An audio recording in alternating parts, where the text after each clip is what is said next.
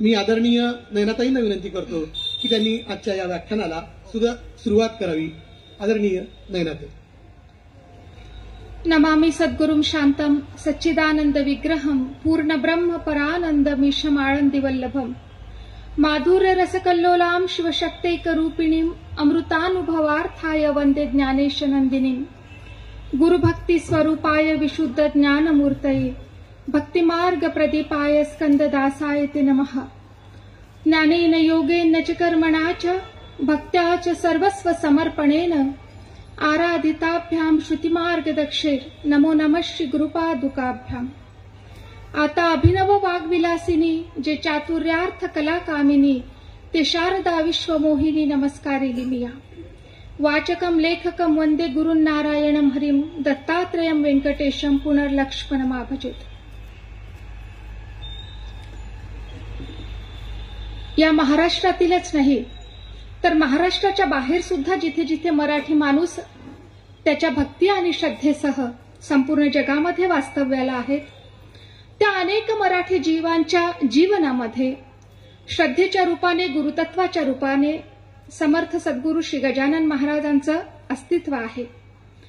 समर्थ सद्गुरू श्री गजानन महाराजांना वंदन करते. संत श्री गजानन महाराज अथर्व शीर्ष मंडळ त्यांच्या रौप्य महोत्सवानिमित्त त्यांनी प्रज्ञाचक्षु संत श्री गुलाबराव महाराजांच्या जीवन आणि कार्यांवर 3 दिवसांच्या या व्याख्यानमालेचं आयोजन केलं.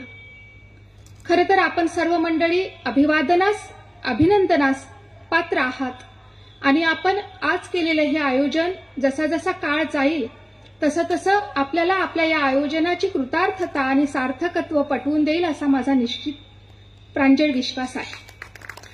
आपण सर्वजण समर्थ सद्गुरू गजानन महाराजांचे भक्त आहात.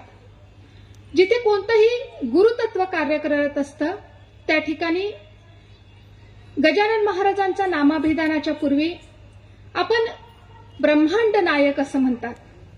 हे गुरुतत्व अत्यंत व्यापक आहे. कुठलाही गुरु आपल्या आयुष्यामधील आपलं श्रद्धास्थान असेल तर त्यांचं सामर्थ्य त्यांची निग्रह अनुग्रह शक्ती ही सारखीच आहे. ब्रह्मांड नायक ही पदवी गजानन महाराजांसह या भूमीमध्ये जी सर्व संत परंपरा आहे त्यांना लागू होती. कारण संतांची शक्ती ही वाचेच्या पलीकडे आहे. जिथे वाचा मौन होते जिथं वाचा विसवे ती साधू कथा असं म्हणतात. ते भक्त प्रतिपालक आहेत. भक्त प्रतिपालक हा निकष सुद्धा संपूर्ण संत परंपरेला लागू होतो. आपण समर्थ सद्गुरू गजानन महाराजांच्या विजय ग्रंथामध्ये जेवढे म्हणून चमत्कार पाहिले असतील तेवढे आणि तेवढे सगळे चमत्कार सद्गुरू श्री गुलाबराव महाराजांच्या आयुष्यामध्ये सुद्धा आहे. आपण पाहिलं की गजानन महाराजांनी त्यांचा देह सोडल्यानंतर सुद्धा ते अनेक भक्तांच्या संकटकाळी धावून आले. विजय ग्रंथामध्ये अशा अनेक घटना नमूद झालेल्या आपण पाहिल्या आहेत. याचप्रमाणे अनेक संत ज्यांची नावं सुद्धा आपल्याला ठाऊक नाहीत त्यांच्या आयुष्याला हा निकष लागू होतो. ते भक्त प्रतिपालक आहे आणि ते सच्चिदानंद रूप आहेत. हा अत्यंत महत्वाचा निकष. जे आपल्याला सांगितलं जातं की भगवंताचं स्वरूप कसं असेल तर ते सत्य आहे. ते अखंड ज्ञानमय आहे.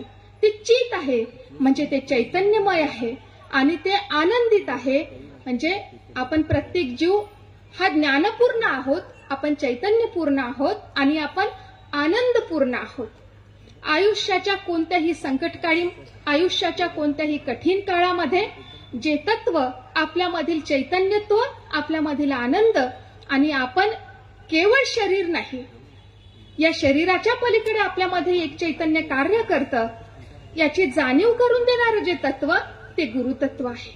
आपल्या इथे उपस्थित सर्वांच्या मनामध्ये गुरु स्वरूपाने जर आपले वेगवेगळे असतील त्याच्यामध्ये आश्चर्य नाही.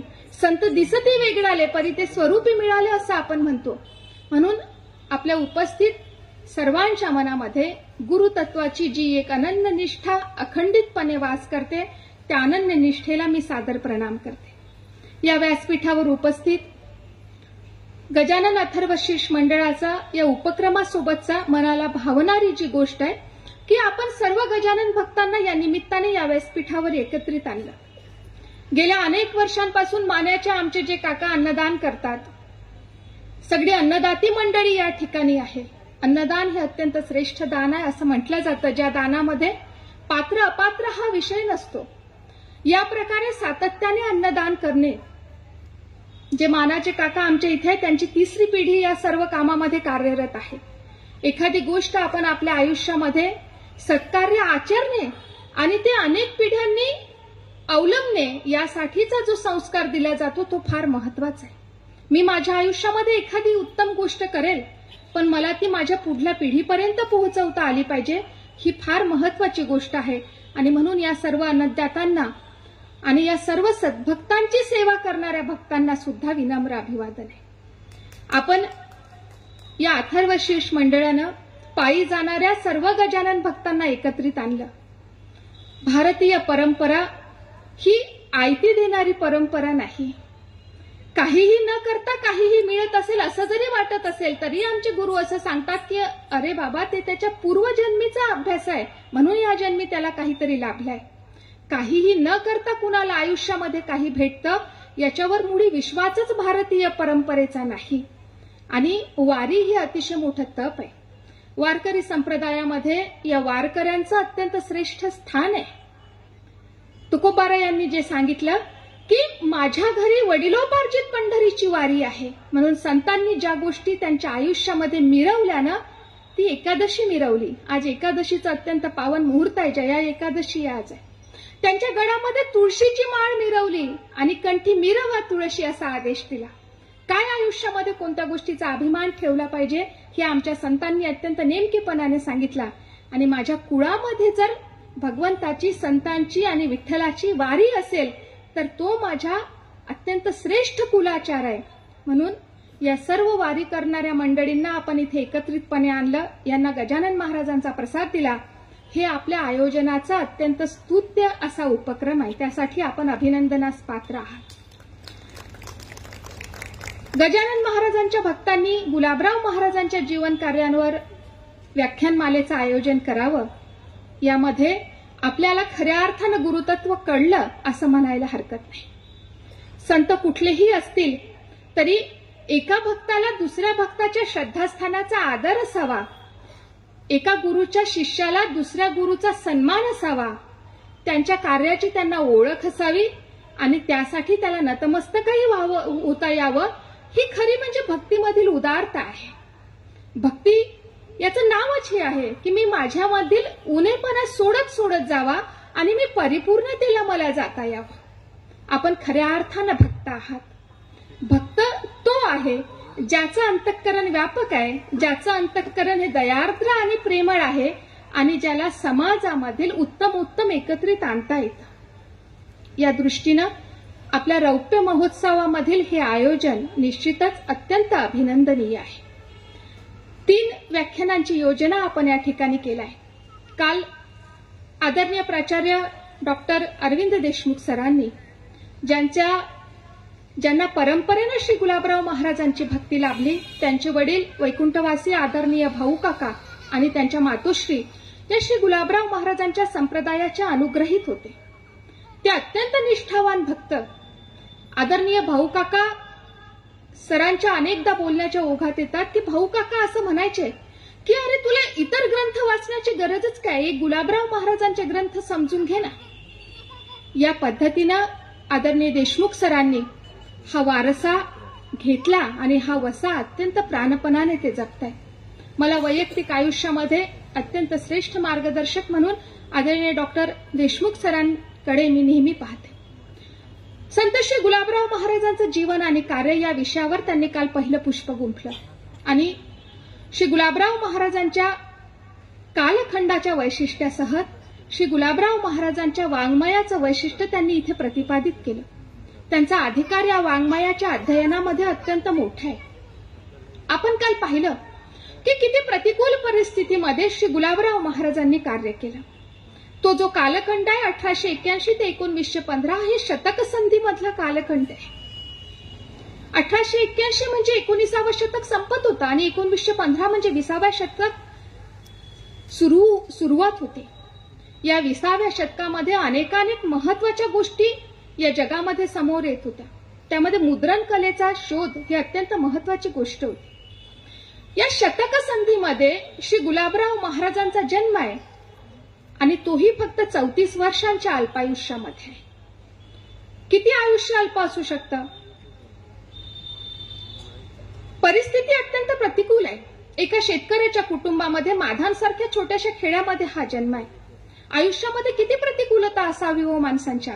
आपण आपल्या आयुष्याचा दुःख फार झालं असं जर वाटत असेल तर कोणत्याही महापुरुषांच्या आयुष्यासोबत आपण आपलं दुःख पडताळून पाहिलं पाहिजे. मग ते महाराणा प्रतापांचं आयुष्य असेल, ते छत्रपती शिवरायांचं आयुष्य असेल, ते आमच्या अहिल्याबाईंचं आयुष्य असेल. दुःख दुःख म्हणता आपण ज्याच्यासाठी कोसळून जातो, दुःख दुःख म्हणता आपण ज्याच्यासाठी निराश होतो, असं कोणतं दुःख आणि संकट आपल्यावर येतं हे पाहण्यासाठी कधीतरी सत्पुरुषांच्या महापुरुषांच्या आयुष्याकडे आपण पाहिलं पाहिजे. श्री गुलाबराव महाराजांचं आयुष्य जर आपण पाहिलं तर आपल्या लक्षात येईल की 9व्या महिन्यामध्ये अंधत्व आहे, 4थ्या वर्षामध्ये मातृवियोग आहे, 24व्या वर्षी प्रिय पत्नीचा मृत्यू आहे, शिक्षणाचा आणि औपचारिक कोणत्याही शैक्षणिक परंपरेचा पूर्णतः अभाव आहे. आर्थिक परिस्थिती अशी आहे की एखादा ग्रंथ जर मागवायचा असेल तर अनेकांकडून पैशाची वर्गणी करावी लागेल. कालखंड असा आहे की ज्यावेळी या देशामध्ये इंग्रजांची सत्ता दृढमूल झालेली होती, या अत्यंत प्रतिकूल परिस्थितीमध्ये श्री गुलाबराव महाराजांनी ज्या धीरोदात्तपणे आपलं कार्य केलं ते केवळ अद्भुतम रोमहर्षणम या 2 शब्दांमध्ये त्याचं वर्णन करता येईल अशा प्रकारचं हे आयुष्य आहे. खरं तर हे सगळं मी फक्त भावनेच्या भरामध्ये बोलते काय. आपल्या निवेदकांनी सांगितलं की माझा जन्मच माधांच्या मातीतला आहे. ज्यावेळी कॉमिक्स आणि चंपक सारखी पुस्तकं हातात यायची तेव्हाच आमच्या हातामध्ये साधुबोध आला. त्याला काही पर्याय नव्हता. म्हणून मग फक्त ती श्रद्धा आहे, त्या मातीमध्ये माझा जन्म आहे म्हणून मला ही गोष्ट मोठी वाटते काय.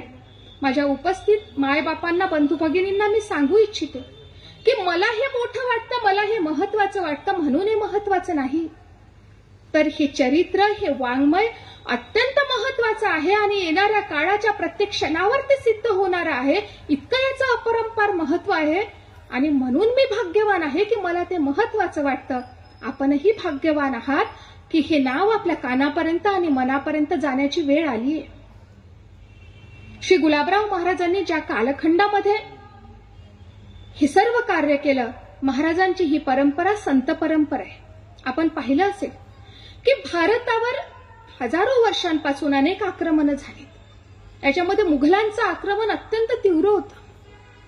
गोदावरीच्या काठावरून शिवाजी महाराजांच्या आई जिजाऊ साहेबांच्या जाऊबाईंना उचलून नेलं गेलं. अहो, एखाद्या राजघराण्यातील स्त्रियांसाठी जर अशा प्रकारचं भयावह वातावरण होतं तर लक्षात घ्या शिवपूर्वकालीन महाराष्ट्र कसा होता. मुघलांनी अनन्वित अत्याचार केले. मुघलांनी इथल्या अनेक मंदिरांना उद्ध्वस्त केलं. मोहम्मद गझनीनं सोमनाथाचं मंदिर कितीदा लुटलं आपल्याला इतिहास ठाऊक आहे. मुघलांच्या या संपूर्ण बेचिराग करणाऱ्या वातावरणानंतर या देशामध्ये काही आक्रमण झाली असतील तर इंग्रजांचं आक्रमण आहे. मुघलांच्या आक्रमणात जे काही शाबूत राहिलं होतं ती होती आमची अस्मिता. एवढ्याही काळामध्ये पंढरीला वारकरी जात होते. एवढ्याही काळामध्ये तुळजापूरच्या भवानीचा उदो उदो होत होता. परंतु इंग्रजांच्या कालखंडामध्ये जे काही आक्रमण झालं ते आमच्या अस्मितेवर झालं, आमच्या श्रद्धेवर झालं आणि आम्हाला संभ्रमाच्या एका चौकटीत उभं केलं गेलं. लक्षात घ्या, कोणत्याही माणसाच्या कार्याचं मूल्यमापन हे त्याच्या काळाच्या चौकटीवर होत होतं. श्री गुलाबराव महाराजांचा हा कालखंड आम्हाला आमच्या संपूर्ण परंपरेविषयी प्रश्नांकित करणारा होता. त्याच्यापुढे प्रश्नचिन्ह निर्माण झालं होतं. आणि आपण जर पाहिलं, हा संपूर्ण संशोधनाचा, अभ्यासाचा विषय आहे. योगी अरविंदांसारखे अत्यंत प्रज्ञावान पुरुषांचे वडील सुद्धा या सगळ्या परंपरेला, या सगळ्या घाल्याला बळी पडलेले होते. खरं म्हणजे भारताला ज्ञानपरंपराच नाही, भारत हा आधुनिक नाही, आमच्या परंपरांना काही तार्किकता नाही, अशा प्रकारचा एक प्रश्न त्या काळामध्ये येत होता.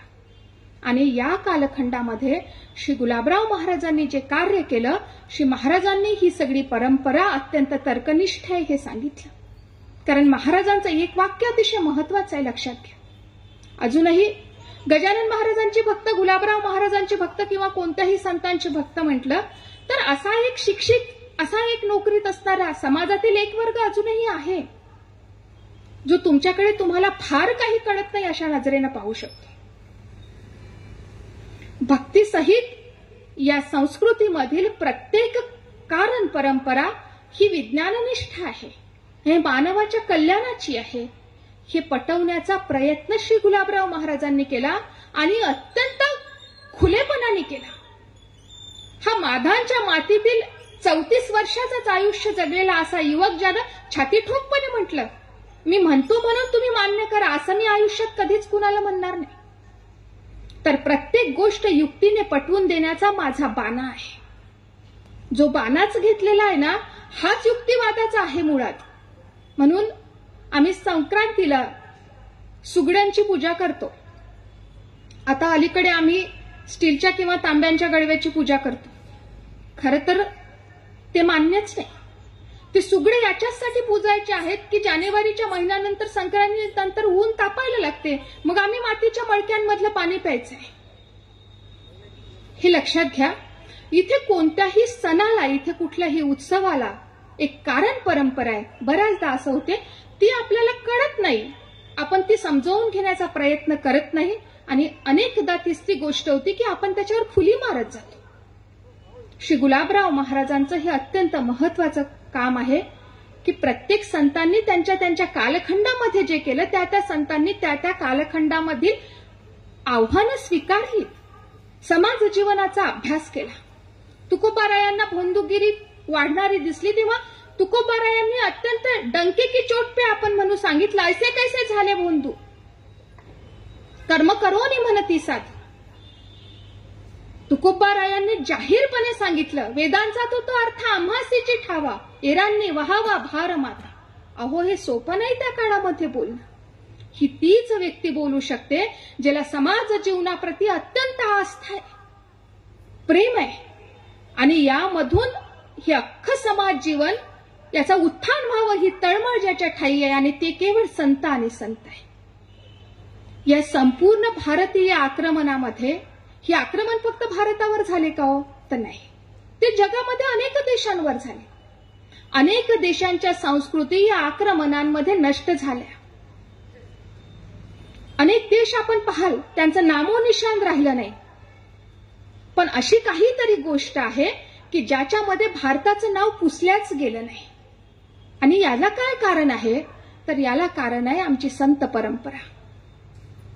या संतांनी आमची श्रद्धा अविचल ठेवली. या संतांनी आम्हाला कर्मप्रवृत्त ठेवलं. या संतांनी आम्हाला विजिगीषू बनवलं.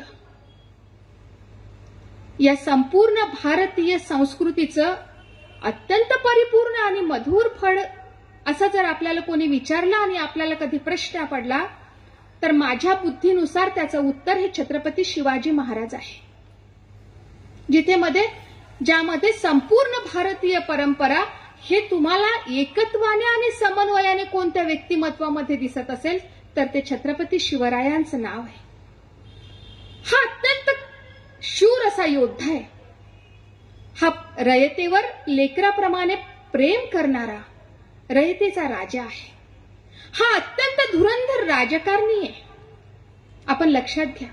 आणि 50 वर्षाच्या उन्यापुऱ्या आयुष्यामध्ये सुद्धा येणाऱ्या 5 शतकांपर्यंत लोकांच्या मनी मानसी राज्य करणारा स्वामी गोविंद देवगिरीजी असं म्हणतात की भगवान रामचंद्र, भगवान कृष्ण आणि त्यानंतर तिसरं नाव मला कुठलं दिसत असेल तर ते छत्रपती शिवाजी महाराज आहे. या प्रतीचा हा अत्यंत श्रेष्ठ लोककल्याणकारी राजा आहे. शिवाजी महाराजांच्या या संपूर्ण जीवनाचं अधिष्ठान आपण जर पाहिलं तर ही संतांची शिकवण आहे. मी लढलो पाहिजे, मी कार्यतत्पर असलो पाहिजे, मी अत्यंत तार्किक असलो पाहिजे. अनेक लढाया शिवाजी महाराजांनी अमावस्येच्या रात्री केल्या. आपण पहा चरित्र. राजाराम महाराजांचा जन्म झाला पालथं मूल निपजलं. छत्रपतींनी सांगितलं, अरे चिंता कसली, अख्खी मोघलशाही हा पालथी घालेल म्हणाले. किती सकारात्मक असलो पाहिजे, किती लढाऊ असलो पाहिजे आणि किती विज्ञाननिष्ठ आणि तार्किक असलो पाहिजे, हे छत्रपतींना कुठून आलं हो? जिजाऊंनी हे या मातीतून कुठून उचललं? ही संतांची शिकवण आहे. येणाऱ्या प्रत्येक काळामध्ये नाथाबाबांनी ते सांगितलं, भारुडांच्या रूपात सांगितलं, तुकोबारायांनी ते सांगितलं, निळोबारायांनी ते सांगितलं, पुढच्या काळामध्ये राष्ट्रसंतांनी ते सांगितलं. देश पारतंत्र्यामध्ये असेल तर राष्ट्रसंतांनी लढायला शिकवलं. झाडू झडूले शस्त्र बनेंगे, भक्त बनेगी सेना. कुठून येतं हो हे? हे संतांमध्ये त्या कारणामुळे येतं कारण तुमच्या माझ्या सारख्या सर्वच सामान्य माणसांचं प्रेम ज्यांच्या मनामध्ये ओतप्रोत भरलेलं असतं त्यांनाच केवळ संत म्हणतात. आमच्या गाडगे बाबांना बहिरमबुवापासून खालीपर्यंत येणारा रक्ताचा ओघळ दिसत होता आणि म्हणून गाडगे बाबांनी बहिरममध्ये चालणारी पशुहत्या बंद केली. सांगितलं की अरे हातावर भाकरी घ्या, कालखंड तसा होता. आणि हे जे ठामपणा उभं राहण्याचा येतो, हा जो समाजातील तथाकथित रूढी परंपरांना नाकारण्याचं धैर्य संतांनी स्वतःमध्ये आणलं आणि तुमच्या आमच्यामध्ये ते रुजवलं. म्हणून भारताला भारत म्हणून गौरवशाली बनवण्यामध्ये सर्वात मोठी परंपरा जी कारणीभूत आहे ती आहे संत परंपरा. आम्ही शिक्षित म्हणवणाऱ्या सर्वच लोकांनी हे नीटपणे समजून घेण्याचा हा कालखंड आहे. आम्ही स्वतःला मुक्त केलं पाहिजे. आम्ही ही चरित्र जवळून पाहिली पाहिजे. श्री गुलाबराव महाराजांची ही परंपरा आहे. पण बऱ्याचदा असं होते की त्यांचा कालखंड आधुनिक आहे. म्हणून आधुनिक कालखंड आहे म्हणून संत परंपरेमध्ये अनेकांना ते त्या परंपरेमध्ये आहेत की नाही अशी शंका येते. आणि आधुनिक कालखंडामध्ये पण त्यांच्या नावापुढे महाराज हा शब्द लागतो म्हणून आधुनिकांना असं वाटतं की एखाद्या महाराजांचं बौद्धिक योगदान असू शकतं का? नाही असू शकत का? असू शकतं. आणि कसं असू शकतं तर सर्व संतांना ज्यांना आम्ही महाराज म्हणतो त्यांच्याकडे पाहिलं पाहिजे. गुलाबराव महाराजांनी हे सर्व कार्य करताना महत्वाची जी गोष्ट दिली तो विचार दिलाय आणि प्रतिकूलतेमध्ये दिलाय. हा विचार माणसांची जीवन घडवतो, त्यांना उभं करतो. स्वराज्य हा विचार होता. भारतीय स्वातंत्र्याचा लढा हा विचार होता.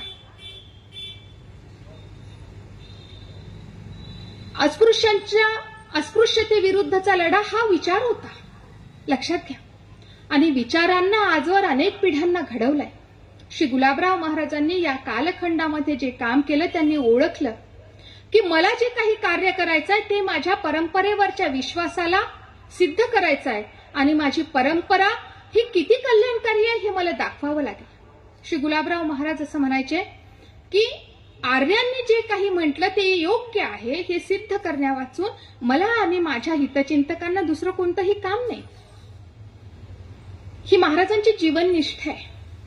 आणि त्यांनी सांगितलं की गुलाबराव महाराजांचं नाव घेणाऱ्या व्यक्तीला जर खरंच काही मदत करायची असेल तर तुम्ही मला या कार्यामध्ये मदत करा. मग आर्य म्हणजे काय हो? आपण पाहिलं अनेकदा, आपण शाळा कॉलेजांमध्ये सगळेच जण शिकलो आणि आपण शिकलो की या देशामध्ये आर्य बाहेरून भारतामध्ये आले.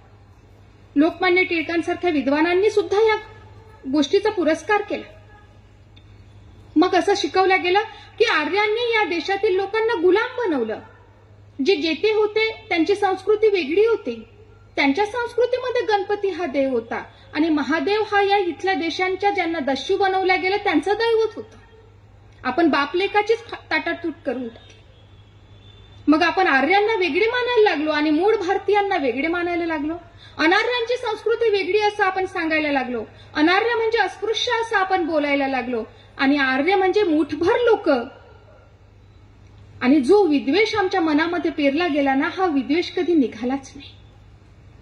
गुलाबराव महाराजांनी या विचारांची जी मांडणी केली ही अतिशय महत्वाची आहे. महाराजांनी म्हटलं आर्य या शब्दाचा अर्थ सुसंस्कृत माणूस एवढाच आहे. हा शब्द वंशवाचक नाही. आणि संपूर्ण जगामध्ये एक आर्य संस्कृतीच काम करत होती हे महाराजांनी सांगितलं. आपण डॉक्टर आंबेडकरांचं हू वेअर दी शूद्राज नावाचं एक छोटंसं पुस्तक आहे, ते जर कधी वाचण्यात आलं तर अवश्य वाचा. डॉक्टर आंबेडकरांनी सुद्धा श्री गुलाबराव महाराजांच्या या विचारासारखाच विचार 80% मांडलाय. डॉक्टर आंबेडकरांनी सुद्धा नाकारलं की आर्य नावाची कोणती जमात होती आणि ती बाहेरच्या देशामधून भारतामध्ये आली होती. आर्य फक्त सुसंस्कृत मनुष्य एवढंच आहे. तुम्ही महाभारत ही सिरियल टीव्हीवर पाहिली असेल, त्यामध्ये बायको आपल्या नवऱ्याला आर्यपुत्र असं म्हणते. आर्य हा शब्द वंशवाचक नव्हता आणि श्री महाराजांनी सांगितलं की नंतर या देशामध्ये जी जाती धर्माची द्वेष निर्माण झाला, ही जात श्रेष्ठ ती जात कनिष्ठ, आणि आपण आयुष्यामध्ये काहीही न करणार जाती जातीच्या अस्मितांमध्ये इतकं गुरफटून पडलो की आपण जातीच्या पलीकडे माणूस पण पाहण्याचं विसरूनच गेलो. श्री महाराजांनी ही गोष्ट अत्यंत अचूकपणे ओळखली होती आणि याचे दुष्परिणाम या देशामध्ये काय होऊ शकतात हे त्यांच्या अलौकिक प्रज्ञेनं जाणलं होतं. श्री महाराजांचा नावापुढचा समन्वय महर्षी हा शब्द मला अतिशय प्रिय आहे. ही समन्वयाची जी दृष्टी श्री गुलाबराव महाराजांनी दिली, हे गुलाबराव महाराजांचं वेगळेपण आहे. या आर्य विचारांची अशा प्रकारची जी पुनःस्थापना श्री महाराजांनी केली आणि सांगितलं की या देशातील जातीविषयक विद्वेष जर तुम्हाला येणाऱ्या काळामध्ये थांबवायचा असेल तर आर्य विचाराची या प्रकारची मांडणी आणि या प्रकारची त्याची स्वीकार्यता अतिशय महत्वाची आहे. हा कालखंड अत्यंत तार्किक आहे, हा कालखंड अत्यंत वैज्ञानिक आहे, हा प्रश्न विचारणारा कालखंड आहे. म्हणून श्री गुलाबराव महाराजांनी या काळामध्ये जे काम केलं हे अतिशय महत्वाचं आहे. एकीकडे माझ्या सगळ्याच परंपरा, माझी संस्कृती हे केवळ या मातीसाठी नाही, तर ही जगातील केवळ मानवासाठी नाही, ही यच्चयावत संपूर्ण सृष्टीतील सजीवांसाठी आहे, हे मोठेपण श्री महाराजांनी मांडलं. आपण श्रीमद भागवत कथा अनेकदा ऐकत असाल. त्यामध्ये भगवान श्रीकृष्ण जेव्हा अन्नकूटाचा प्रसाद करतात तेव्हा भगवान श्रीकृष्ण असं सांगतात की हा प्रसाद पाण्यातील मासोळीपर्यंत जाऊ देत, हा प्रसाद माझ्या गोठ्यातील गायीपर्यंत जाऊ दे. इथे केवळ माणूस महत्वाचा मानलेला नाही, या सृष्टीमध्ये असणारा प्रत्येक सजीव सुद्धा माझ्या एवढाच महत्वाचा आहे, हा विचार देणारी ही संस्कृती आहे. आणि श्री गुलाबराव महाराजांनी याची जी पुन्हा प्रतिष्ठापना केली ती अतिशय महत्वाची आहे. महाराजांनी सांगितलं की संपूर्ण विश्वातील लोकांसाठी सुद्धा, आता आपण जेव्हा पाहतो तेव्हा अनेकदा विश्वधर्माची चर्चा कानी येते. संपूर्ण विश्वाचा नागरिक कसा असावा याच्याकडे जगामधील अनेक विद्वान बहुश्रुत मंडळी पाहायला लागली आहे. श्री गुलाबराव महाराजांच्या विचारांची ही मांडणी या प्रकारची. त्यांनी सांगितलं की माणसाचं जीवन किती तार्किक असावं. त्यांचा महत्वाचा मुद्दा आहे की तुमचं आमचं जीवन हे अतिशय उपयुक्त असलं पाहिजे. त्यांनी सांगितलं, काल आदरणीय सरांनी त्याचा उल्लेख केला की त्यांना त्यांच्या संप्रदायामध्ये कोणी रिकामा बसलेला माणूस आवडत नाही. माझं भूमिका केवळ आयुष्यामध्ये सगळ्यांकडून घेण्याची नसावी, मी कधीतरी कोणाच्या तरी कामी पडलो पाहिजे, मी उपयुक्त असलो पाहिजे, हा विचार अतिशय महत्वाचा. श्री गुलाबराव महाराजांनी असं म्हणायचे की सावली देत देत सुकून मरणाऱ्या झाडासारखं माणसाचं आयुष्य असावं, न की ते गलेलठ्ठ उंदरासारखं बिळात राहणाऱ्या उंदरासारखं असावं. माझं आयुष्य झिजू दे, माझं आयुष्य कुठेतरी इतरांच्या उपयोगी येऊ दे, ही श्री गुलाबराव महाराजांची अतिशय महत्वाची भूमिका होती. आयुष्याची उपयुक्तता सांगणारा हा संत अत्यंत प्रयत्नवादी आहे, हे लक्षात घ्या. किती प्रयत्नवादी आहे. ते म्हणायचे की काहीही न करता स्वर्गात जाणाऱ्या माणसापेक्षा काहीतरी करून नरकात जाणारी व्यक्ती मला महत्वाची.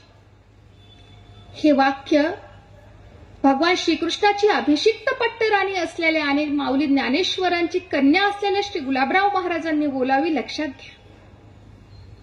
किती प्रयत्नवादी असावं. श्रीनिवास शास्त्री हरिदासांना लिहिलेल्या एका पत्रामध्ये श्री गुलाबराव महाराज असं सांगतात की तुम्ही जर एखादं सत्कार्य करत असाल तर शरीराने त्याच्यासाठी अत्यंत मेहनत घ्या.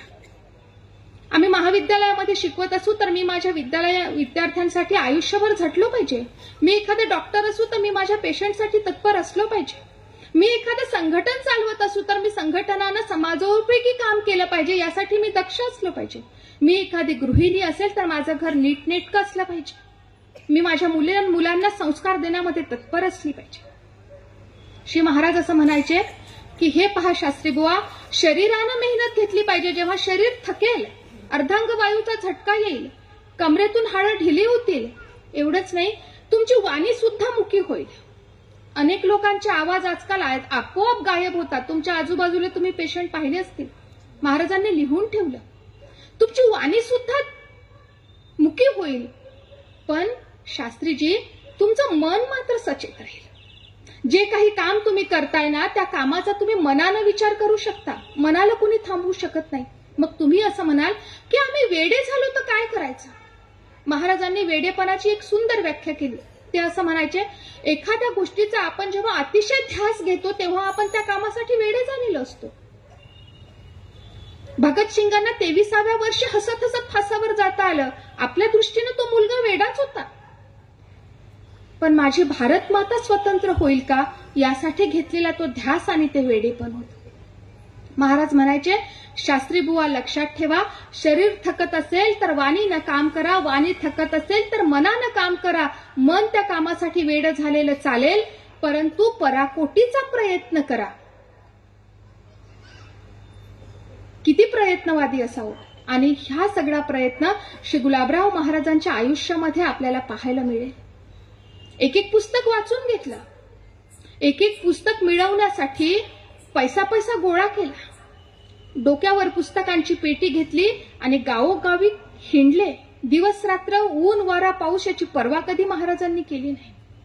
ज्या व्यक्तीसाठी म्हणून संबंध जोडला तिला पहिल्यांदा पुस्तकासाठी पैसे मागितले. जेव्हा जेव्हा जगातील, माझ्या शब्दाकडे लक्ष द्या, जगामध्ये ज्या ज्या विषयाचा जो ग्रंथ ज्या ज्या क्षेत्रामध्ये नवीन प्रसिद्ध झाला तो महाराजांनी या अमरावतीमध्ये मागवून घेतला. या अमरावतीमध्ये आजही महाराजांचं ग्रंथालय ज्ञानेश्वर मंदिरामध्ये आहे. कधीतरी माझ्या मुलांना, आपल्या नातवंडांना घेऊन जा आणि दाखवा एका आंधळ्या माणसांचं ग्रंथालय किती समृद्ध असू शकतं. असा कोणताही विषय नाही ज्याच्यावरचा ग्रंथ त्या ग्रंथालयामध्ये नसेल.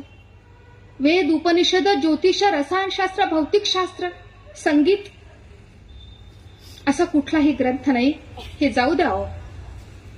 डॉक्टर जगदीशचंद्र बोसांचा response in living and non living हा ग्रंथ जेव्हा प्रसिद्ध झाला, महाराजांनी मागवून घेतला. उत्कृष्ट ग्रंथ कुठे असेल हे सहज सांगायचे. नारद पंचरात्र ग्रंथाचं त्यांना एकदा काम पडलं. महाराजांनी सांगितलं, संपूर्ण भारतामध्ये नारद पंचरात्र हे 2च ग्रंथ आज उपलब्ध आहेत म्हणाले. एक मथुरेला आहे आणि दुसरा नागपूरकर भोसल्यांच्या ग्रंथालयात आहे म्हणाले. पाठवलं आपल्या जवळच्या एका व्यक्तीला, तू भोसल्यांच्या ग्रंथालयात जा म्हणाले आणि तिथून नारद पंचरात्र घेऊन ये. ती व्यक्ती गेली. तिथल्या ग्रंथपालाला विचारलं की तुमच्या ग्रंथालयामध्ये या नावाचा काही ग्रंथ आहेत काय. ग्रंथपाल म्हणाले, नाही बुवा, नारद पंचरात्र आमच्याकडे नाहीये. परत आलेत. महाराजांनी म्हटलं, अरे 5व्या क्रमांकाच्या कपाटामध्ये वरून 3ऱ्या क्रमांकाच्या खाण्यामध्ये 2 नंबरच्या रांगेत वरून 4थ्या नंबरचं पुस्तक आहे, ते काढून आणतो, नारद पंचरात्र आहे.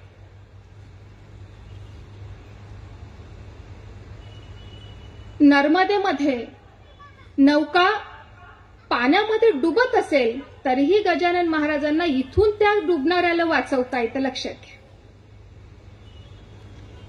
ही अत्यंत मोठी शक्ती संतांच्या ठायी असते. पण संत या कोणत्याही घटनेचा कधी आयुष्यामध्ये उहापोह करत नाही. किंबहुना गुलाबराव महाराज असं म्हणायचे की चमत्काराकडे लक्ष दिल्यामध्ये माणसाच्या आयुष्यात कधीच प्रगती होत नाही. गजानन महाराजांनी किती चमत्कार केले याच्याकडे डोळे झाक करा आणि गजानन महाराजांची प्रेमळता आणि आश्वासकता तुम्हाला आणि आम्हाला किती आपलेपणाचा भास देतात. मी आयुष्यामध्ये मागे पुढे उभा राहीन सांभाळीत, या प्रकारचा विश्वास गजानन महाराजांसारखे सद्गुरू देतात. श्री गुलाबराव महाराज म्हणायचे, हे महत्वाचं आहे संतांच्या आयुष्यामधून, ते शिकलो पाहिजे. एखाद्या संताजवळ राहून मी माझ्या लौकिक आयुष्यामध्ये 20 एकराचा बगीचा 40 एकर केला का, आणि मी मारुती ओमनी सोडून आज क्रेटा घेतली का, यासाठी संतांचं आयुष्य नाही म्हणाले. मी संतांकडून काय शिकलं पाहिजे ते म्हणाले की संतांजवळ राहून जर मी मूर्खपणा सोडत नसेल तर कोणत्याही संतांना गुरु मानून माझा काही फायदा नाही. आणि मूर्खपणा कशाला म्हणतात की मी फक्त शरीर आहो हे ज्याला वाटतं तो मूर्खपणा आहे. तो सुटत गेला पाहिजे, म्हणजे गजानन महाराज माझ्या आयुष्यामध्ये असण्याला अर्थ आहे. श्री गुलाबराव महाराज यांचं आयुष्यच हा अतिशय श्रेष्ठ चमत्कार आहे. कधीतरी त्या आयुष्याकडे पहा. प्रयत्नवादाची अत्यंत कास धरणारे आणि सांगितलं की प्रयत्न करून जेव्हा थकत असाल, काल आदरणीय देशमुख सरांनी सांगितलं की मी माझ्या आईला आजारपणात सर्व प्रयत्नांनंतर नाही वाचवू शकलो, तर मग मी हे म्हणू शकतो की कदाचित आमच्या नशिबामध्ये असं असेल. त्यातील दुःख निघून जावं असं वाटत असेल, त्यासाठी फक्त नशीब हा शब्द दिला आहे म्हणाले. एरवी भारतीय संस्कृती निधड्या छातीच्या माणसाला केवळ प्रयत्न आणि प्रयत्न शिकवते, हे श्री गुलाबराव महाराजांचं म्हणणं. जो छोटासा बालक शाळेत केवळ 3च दिवस गेला, वेद उपनिषदांची परंपरा त्याच्या कुटुंबामध्ये कुठेच नव्हती. त्यांनी हे ग्रंथ वाचून घ्यावेत. वाचणाऱ्याला अर्थ कळत नव्हता, तो अर्थ त्यांनी समजावून सांगावा. आणि मग जेव्हा ते बोलायला लागायचे तेव्हा अनेकांना असं वाटायचं. लरा पांगारकरांनी एक घटना त्यांच्या आयुष्यामधली लिहून ठेवली. पांगारकर म्हणाले की एकदा मी महाराजांसोबत कात्यायनी व्रतामध्ये होतो. महिनाभर ते व्रत चालायचं, कारण ते स्वतःला भगवान श्रीकृष्णाची पत्नी मानायचे आणि गोपी भावाने ते कात्यायनी व्रत करायचे. त्या काळामध्ये ते स्त्रीवेश सुद्धा धारण करायचे. महाराजांचा वेश कसा होता हो? एरवी वऱ्हाडामधल्या कोणत्याही शेतकऱ्याचा असावा, धोतर घातलेला असायचं, त्याच्यावर बंडी असायची पांढरी. हा नेहमीचा वेश होता. परंतु स्त्री व्रतांच्या काळामध्ये महाराज स्त्रीवेश घ्यायचे. तो त्यांचा नित्य नव्हता, पण नैमित्तिक वेश होता. त्यांच्या गळामध्ये छोटं मंगळसूत्र असायचं, त्यांच्या दोन्ही हातांमध्ये बांगड्या असायच्या, त्यांच्या पायांच्या बोटांमध्ये जोडवी असायची आणि त्यांनी कपाळाला कुंकू लावलेलं असायचं. पुरुष वेशामध्ये सुद्धा हे चिन्ह श्री गुलाबराव महाराजांना नेहमी स्वीकारायचे. कसं आयुष्य आहे पहा ना. आपल्या कल्पनेच्या पलीकडे सुद्धा मानवी आयुष्यामध्ये अनेक शक्यता असतात, अनेक शक्यता असू शकतात. आपल्याला प्रश्न पडतो पाहिल्यावर, खरंच असेल का की बुवाबाजी असेल? तुम्ही जेव्हा अत्यंत उघडेपणानं पाहायला शिकू आपण, तेव्हा लक्षात येतं की पहिल्या नजरेतच तुमच्या बुवाबाजी लक्षात येईल. आणि त्या पलीकडे आपण पाहू शकतो की आयुष्याच्या सीमा अनंत आहेत, इथे काही सुद्धा होऊ शकतं. असंही असतं. श्री गुलाबराव महाराजांना विचारलं गेलं, पांगारकरांनी विचारलं की भारतीय तत्ववेत्या आणि पाश्चात्य तत्ववेत्यांमध्ये काय साम्य आहे, काय विरोधाभास आहे? भारतीय तत्वज्ञान कुठे थांबतं आणि पाश्चात्य तत्वज्ञान जीवनाचा काय विचार देतो सांगा म्हणाले. महाराजांनी सांगितलं की अरे, प्लेटो सारखा तत्ववेत्ता जर हे म्हणतो की या देशामध्ये जन्माला आलेल्या अपंग मुलांना लहानपणीच मारून टाका, महाराजांनी म्हटलं की अरे, किती निर्घृणपणा आहे या प्लेटोच्या विचारांमध्ये. लक्षात घ्या, महाराजांनी अख्खा प्लेटोचा अभ्यास केला होता. महाराजांनी स्पेन्सर अनुभवला होता. महाराजांनी डार्विन बद्दल अत्यंत समीक्षणात्मक सर्व लेखन केलंय.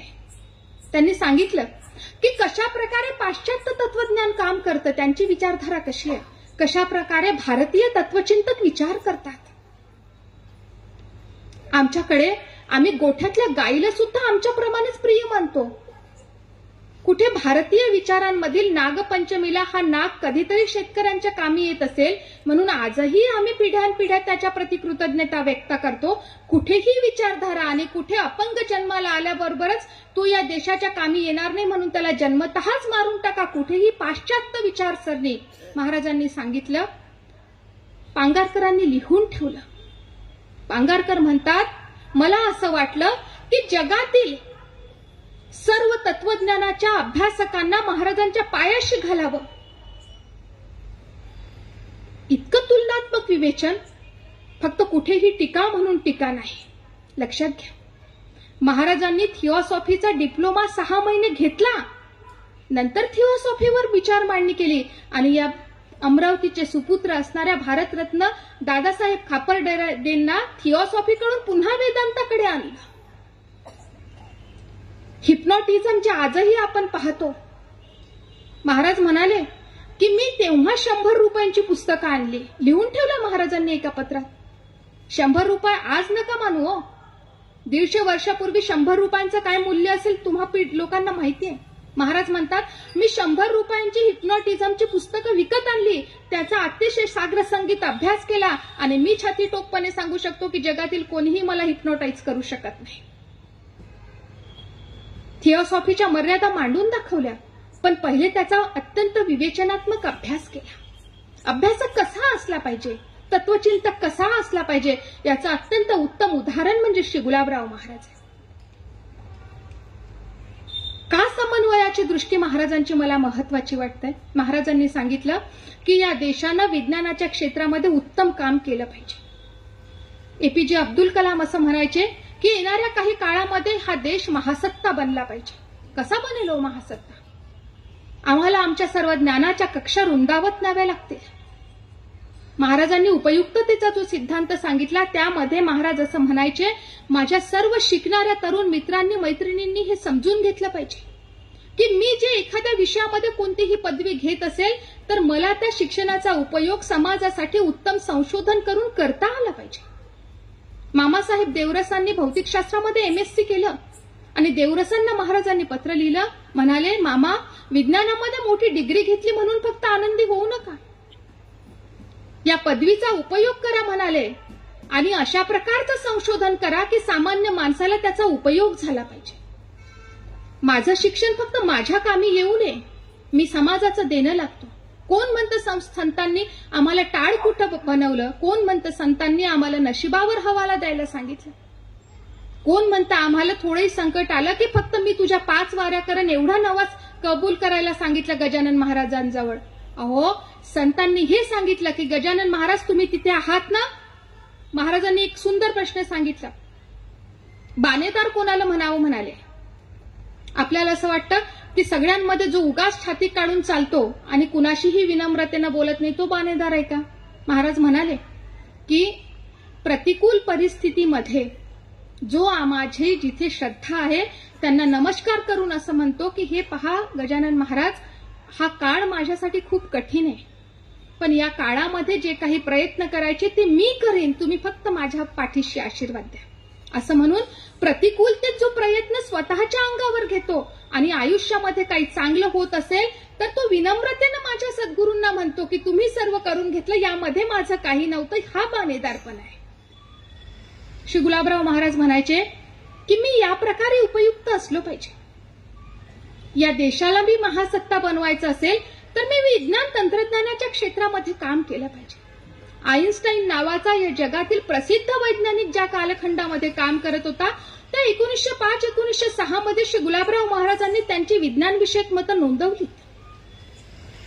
हा अत्यंत श्रेष्ठ वैज्ञानिक आहे हे लक्षात घ्या. श्री महाराज असं म्हणायचे की या देशामध्ये विज्ञान अतिशय प्रगत होतं, आम्ही विमानांमध्ये उडत होतो, ही गोष्ट खोटी नव्हतीच. परंतु त्यांनी हे सांगितलं कसा समन्वय असतो, कशी दृष्टी असली पाहिजे. फक्त हे म्हणून चालणार नाही की भारत हा जगातील सर्वात समृद्ध देश होता, ये सोने की चिडिया थी. अरे बाबा, पण आता ग्रामभर सोनं तरी आहे का अंगावर घालायला? महाराज असं म्हणायचे की फक्त मी माझ्या पूर्वजांची पुण्याई सांगून सांगून माझी आजच्या काळातील योग्यता सिद्ध होणार नाही. माझे पंजोबा फार श्रीमंत होते. तुम्ही वारंवार हेच सांगत असाल तर समोरची व्यक्ती विचारेल, पण तुमच्या घरी बसायला बाज नाहीये हो, त्याचं काय? श्री गुलाबराव महाराज असं म्हणायचे की माझी प्राचीन परंपरा मी पाहिली पाहिजे. माझी प्राचीन परंपरा विज्ञानाच्या काळामध्ये अत्यंत श्रेष्ठ होती. या देशानं विज्ञानामध्ये फार मोठं काम केलं. ते म्हणायचे की माझ्या 6 दर्शनांमधील शेवटची जी 2 न्याय आणि वैशेषिक नावाची षड्दर्शनांमधील जी 2 दर्शन आहे ती कनाद आणि अक्षपाद नावाच्या ऋषींनी मांडली. त्यामध्ये कनाद नावाचे ऋषी फक्त आयुष्यामध्ये ऍटम म्हणजे कण मानत होते, बाकी ते ईश्वर वगैरे ही संज्ञा मानत नव्हते. त्यांनी मृत्यूपर्यंत कण कण कण एवढंच म्हटलं की संपूर्ण विश्वामध्ये काय आहे तर फक्त ऍटम आहे, फक्त कण आहे, त्याच्या पलीकडे काही नाही. पण षड्दर्शनांची मांडणी करणाऱ्या सर्वच ऋषींच्या परंपरेमध्ये कनादांना सुद्धा अत्यंत श्रेष्ठ आणि सन्मानाचं स्थान आहे. मग या देशामध्ये नास्तिकांची परंपरा नवी नाही का? आजकाल जे सांगितलं जातं फार गौरवानं की आम्ही नास्तिक आहोत बरं. कोण विचारते हो तुमच्या नास्तिकपणाला? नास्तिकपणा ही गौरवाची गोष्ट असूच कशी शकते आयुष्यामध्ये? लक्षात घ्या. साने गुरुजी असं म्हणायचे की श्रद्धा कुठेही असली तरी चालेल, पण जीवन मूल्यांवर ज्याची श्रद्धा नाही तो माणूस आयुष्यामध्ये कुठलंही रचनात्मक कार्य करू शकणार नाही. श्री गुलाबराव महाराजांनी नास्तिक शब्दाची व्याख्याच बदलवली. काही वाचा अगर नचा वाचू, हा साधुबोध आज विकत घेऊन घ्या स्टॉलवरून आणि आपल्या लेकरांसाठी नातवंडांसाठी तुमची श्रीमंती म्हणून घरात ठेवा. महाराज असं म्हणतात, नास्तिक कोण? मंदिरात न जाणारा, गुरुवार न करणारा, वारीला न जाणारा. महाराज असं म्हणतात, एखादी गोष्ट जो दुसऱ्याला सांगतो की हे केलं पाहिजे, हरिपाठ म्हटला पाहिजे. श्याम महाराजांनी मला सांगितलं की ताई रोज हरिपाठ म्हणत जा, आणि श्याम महाराज जर रोज हरिपाठ म्हणत नसतील तर महाराज म्हणतात ते नास्तिक आहे. एखादी गोष्ट दुसऱ्याला सांगायची आणि आपण ती नाही करायची, या प्रकारचं व्यक्तित्व याला नास्तिक म्हटलं. काल मी अमरावतीमधल्या एका मोठ्या कोचिंग क्लासमध्ये गेले. तिथे असं विमानांचं चित्र काढलं होतं आणि एक विमान फक्त असं वर उडताय एवढं दाखवलं होतं आणि त्याच्यावर लिहिलं होतं थिंक डिफरंटली.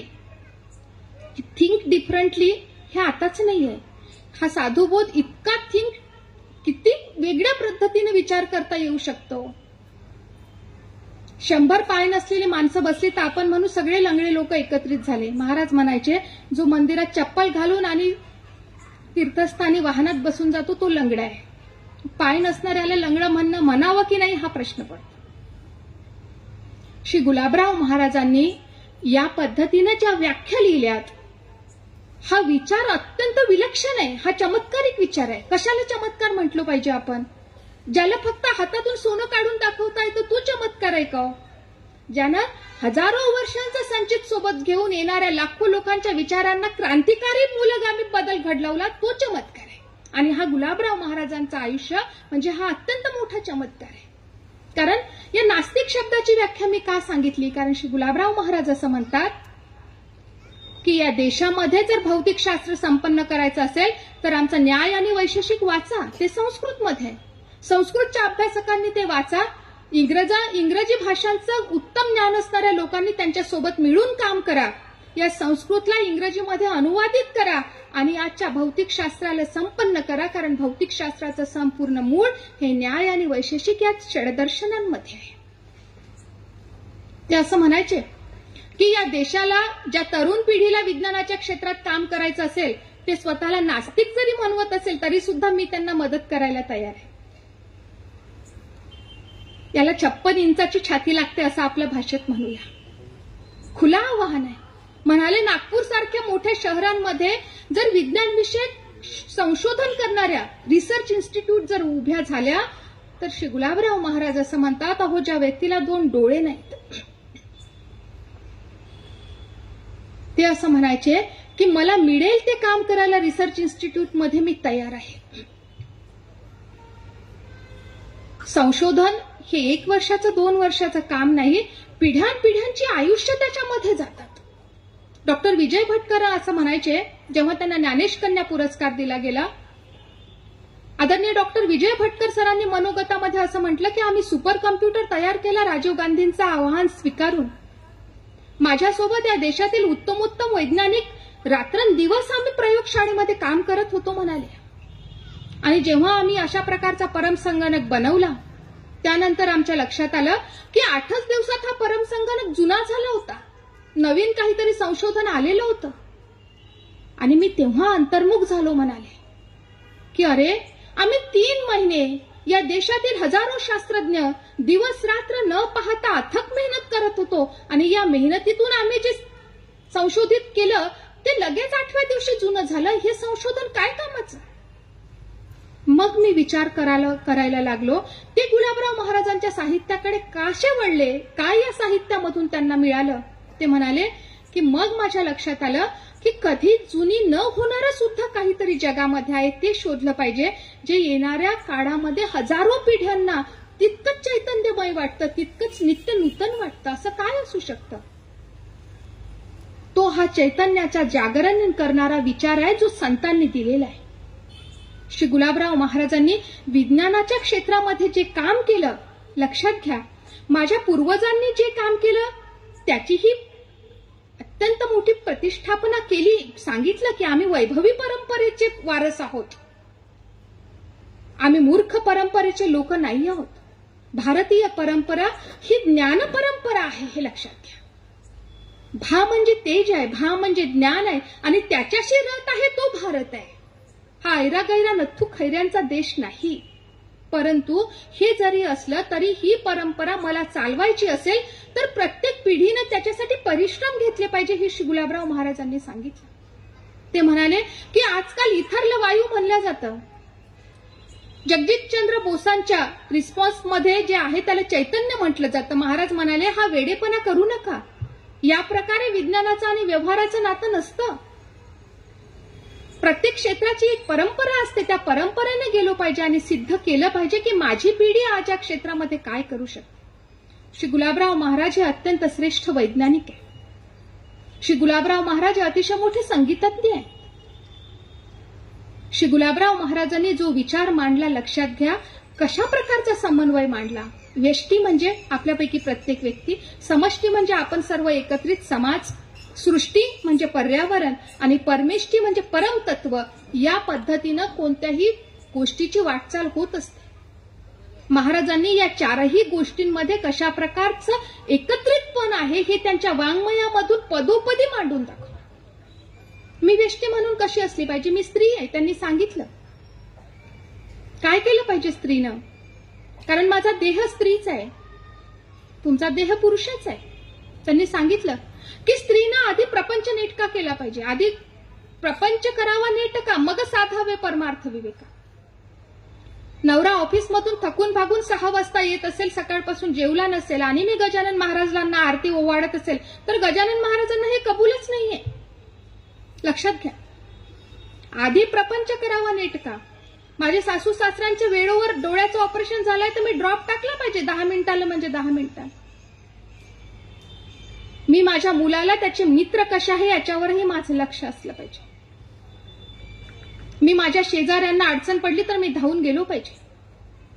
महाराजांनी सांगितलं की स्त्रीने हे सगळं केलं पाहिजे. तुम्हाला असं वाटेल नवीन काय सांगितलं, हेच तर रोज करतो आम्ही. हे एंट्रन्स आहे म्हणाले. आजकाल सगळ्याच गोष्टींना एंट्रन्स आहे, पास करावीच लागेल, त्याच्याशिवाय काही पर्याय नाही. महाराज म्हणतात की स्त्रीने हे सगळं सांभाळलं पाहिजे. अहो, स्वयंपाक कसा केला पाहिजे, 3 लोकांचा केला आणि वेळेवर चौथा आला तर आपल्या भाषेत त्याच्यात चौथा सपादला पाहिजे, असा स्वयंपाक केला पाहिजे. नवीन पदार्थ कसे शिकलो पाहिजे, सगळं सांगितलं.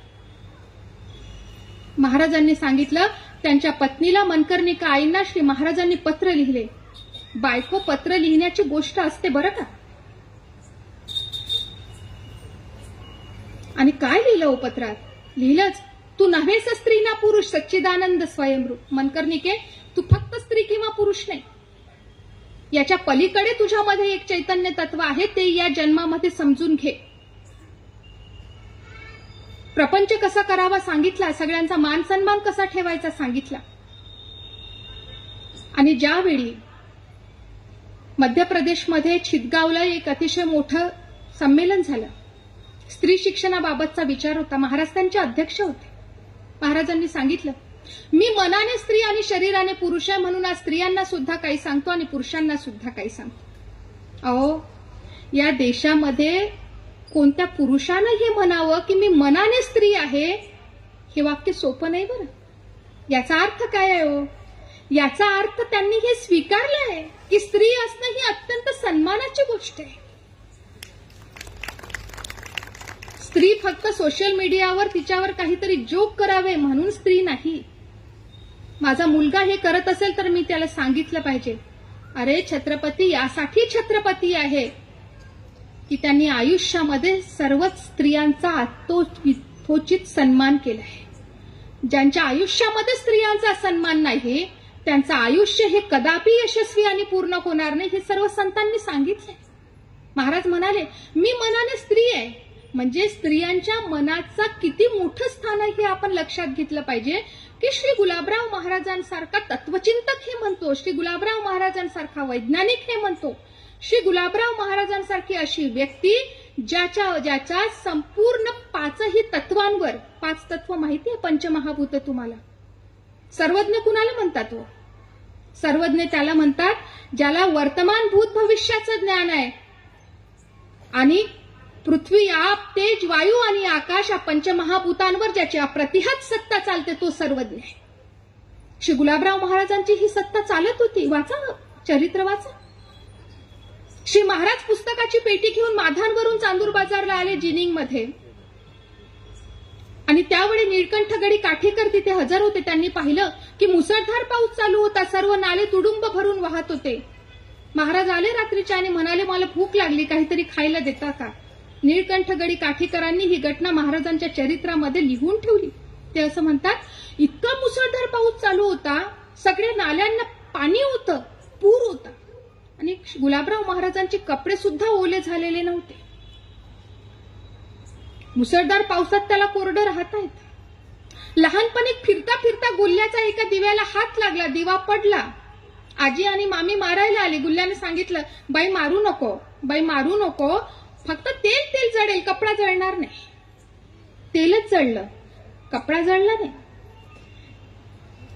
लक्षात घ्या, ज्याचं जलतत्वावर प्रभुत्व आहे, ज्याचं अग्नितत्वावर प्रभुत्व आहे. मी का म्हणते हे आयुष्य चमत्कारिक आहे? अहो, हे सगळं मानवी आयुष्यामध्ये शक्य असतं. कधी शक्य आहेत, पण याला जन्मोजन्मीचे अनेक प्रयत्न आहेत, हे लक्षात घ्या. आणि हे असून सुद्धा श्री गुलाबराव महाराज असं म्हणतात की मी मनाने स्त्री आहे. कारण भारतीय भक्तीच्या प्रांतामध्ये समर्पणालाच महत्व आहे. आणि म्हणून कृष्णमूर्ती असं म्हणायचे, जे कृष्णमूर्ती, की जोपर्यंत स्त्रियांचं मन मिळणार नाही तोपर्यंत कोणताही पुरुष भगवंताची प्राप्ती करू शकणार नाही.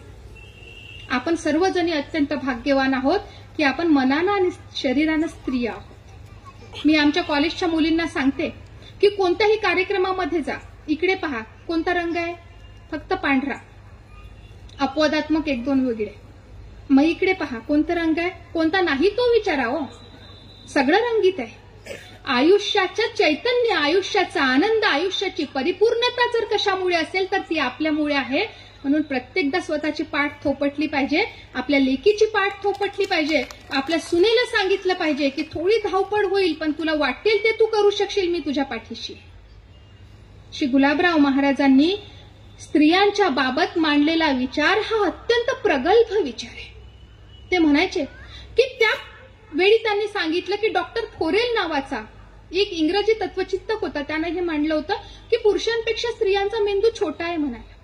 महाराजांनी सांगितलं, अहो, मेंदू मधला इंटेलेक्च्युअल पॉइंट आजपर्यंत कुणाला शोधताच आला नाही. कोण म्हणतं म्हणाले की स्त्रियांचा मेंदू छोटा आहे? दादांत खोटा आहे म्हणाले. पौराणिक दृष्ट्या परंपरा मांडली आपली. त्यांनी सांगितलं, इथे गार्गेय आहे, इथे लोपामुद्रा आहे, इथे मैत्रेयी आहे. जी स्त्री 2 विद्वान पुरुषांच्या चर्चेमध्ये जी न्यायाधीशाचं काम करते ती या देशामध्ये स्त्री आहे. इथे जिजाऊ आहे, ते विदर्भाची लेक आहे, जिच्या वडिलांना निजामांनी मारलं दरबारात, जिच्या 2 भावांना कापून काढलं, जिच्या थोरल्या लेकाला अफजल खानानं गद्दारीनं मारलं, जिच्या नवऱ्याची धिंड काढली. तिनं तिचा एकुलता एक वाचलेला लेक कितीदा मृत्यूच्या दाढेत घातला आठवा ना. शाहिस्ते खानाचं 1.25 लाखाचं सैन्य आणि अवघ्या 100 मावळ्यांसह शोभा जात आहे. हा अफजल खान म्हणजे दुसरा कपट. पण जिजाऊंनी तेव्हा सांगितलं फक्त, शोभा, संभाजीचे उसने फेडणे शोभा, संभाजीचे उसने फेडणे वाक्य आहे जिजाऊंचं. काढला कोथळा बाहेर शिवबांनी. आणि या जिजाऊंनी पुन्हा सांगितलं, शत्रू मेला, वैरत्व संपलं, त्याची धिंड काढण्याची गरज नाही, त्याचं मुंडका आपल्या कोनड्यात बसवून द्या. जिच्या गर्भात लेकरू होतं तेव्हा तिनं सगळं सोचलं, अन्याय पाहिले, अत्याचार पाहिले, ती तळमळ आपल्या गर्भामध्ये जिरवली, रुजवली आणि छत्रपती शिवराय नावाच्या एका अथांग जीवनाला जिनं जन्म दिला ती जिजाऊ आपली प्रतिनिधी आहे. महाराजांनी मांडलं, या देशाला पौराणिक दृष्ट्या स्त्रियांची उज्ज्वल परंपरा आहे, इतिहास दृष्ट्या स्त्रियांची उज्ज्वल परंपरा आहे. कोण म्हणतं म्हणाले स्त्रियांची बुद्धी पुरुषांपेक्षा कमी असते. पण हे सुद्धा सांगितलं की स्त्री हे तत्वच वेगळं आहे, पुरुष हे तत्वच वेगळं आहे आणि एकटं काही करू शकत नाही. आज माझ्या लेकीनं शाळेमध्ये अर्धनारी नटेश्वराचं उत्तम नाटक केलं. तिचं मेकअप एवढं सुंदर होतं. एकीकडे भगवान शंकर आहे आणि अर्धीकडे पार्वती आहे. या प्रकारचं समाज जीवन भारतीय समाजाचं आहे की आपण एकटं काही नाही आहे, हे पण एकटे काही नाही. जेव्हा आपण एकत्रित येतो हे सृष्टीचं चैतन्य आहे.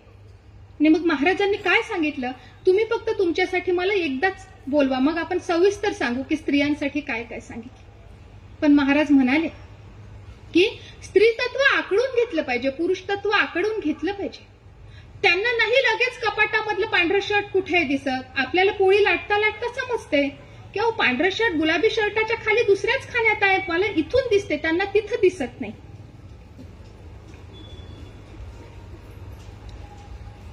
मग एखादी गोष्ट त्यांना अचूक कळते. मी थोडी भावनिक होते, मान्य केलं पाहिजे. नवरा स्कूटरवरून आला की त्यानं पोळी लाटली पाहिजे, हे स्त्री समान तत्व नाही, हा मूर्खपणा आहे. स्त्री समानतेचा, स्त्री समतेचा अत्यंत प्रगल्भ विचार भारतीय विचारधारेनं मांडला आहे. मी फक्त प्रेग्नन्सीमध्ये सुद्धा करकचून बांधणारा जीन्स घातला पाहिजे, ही स्त्री समानता नाही.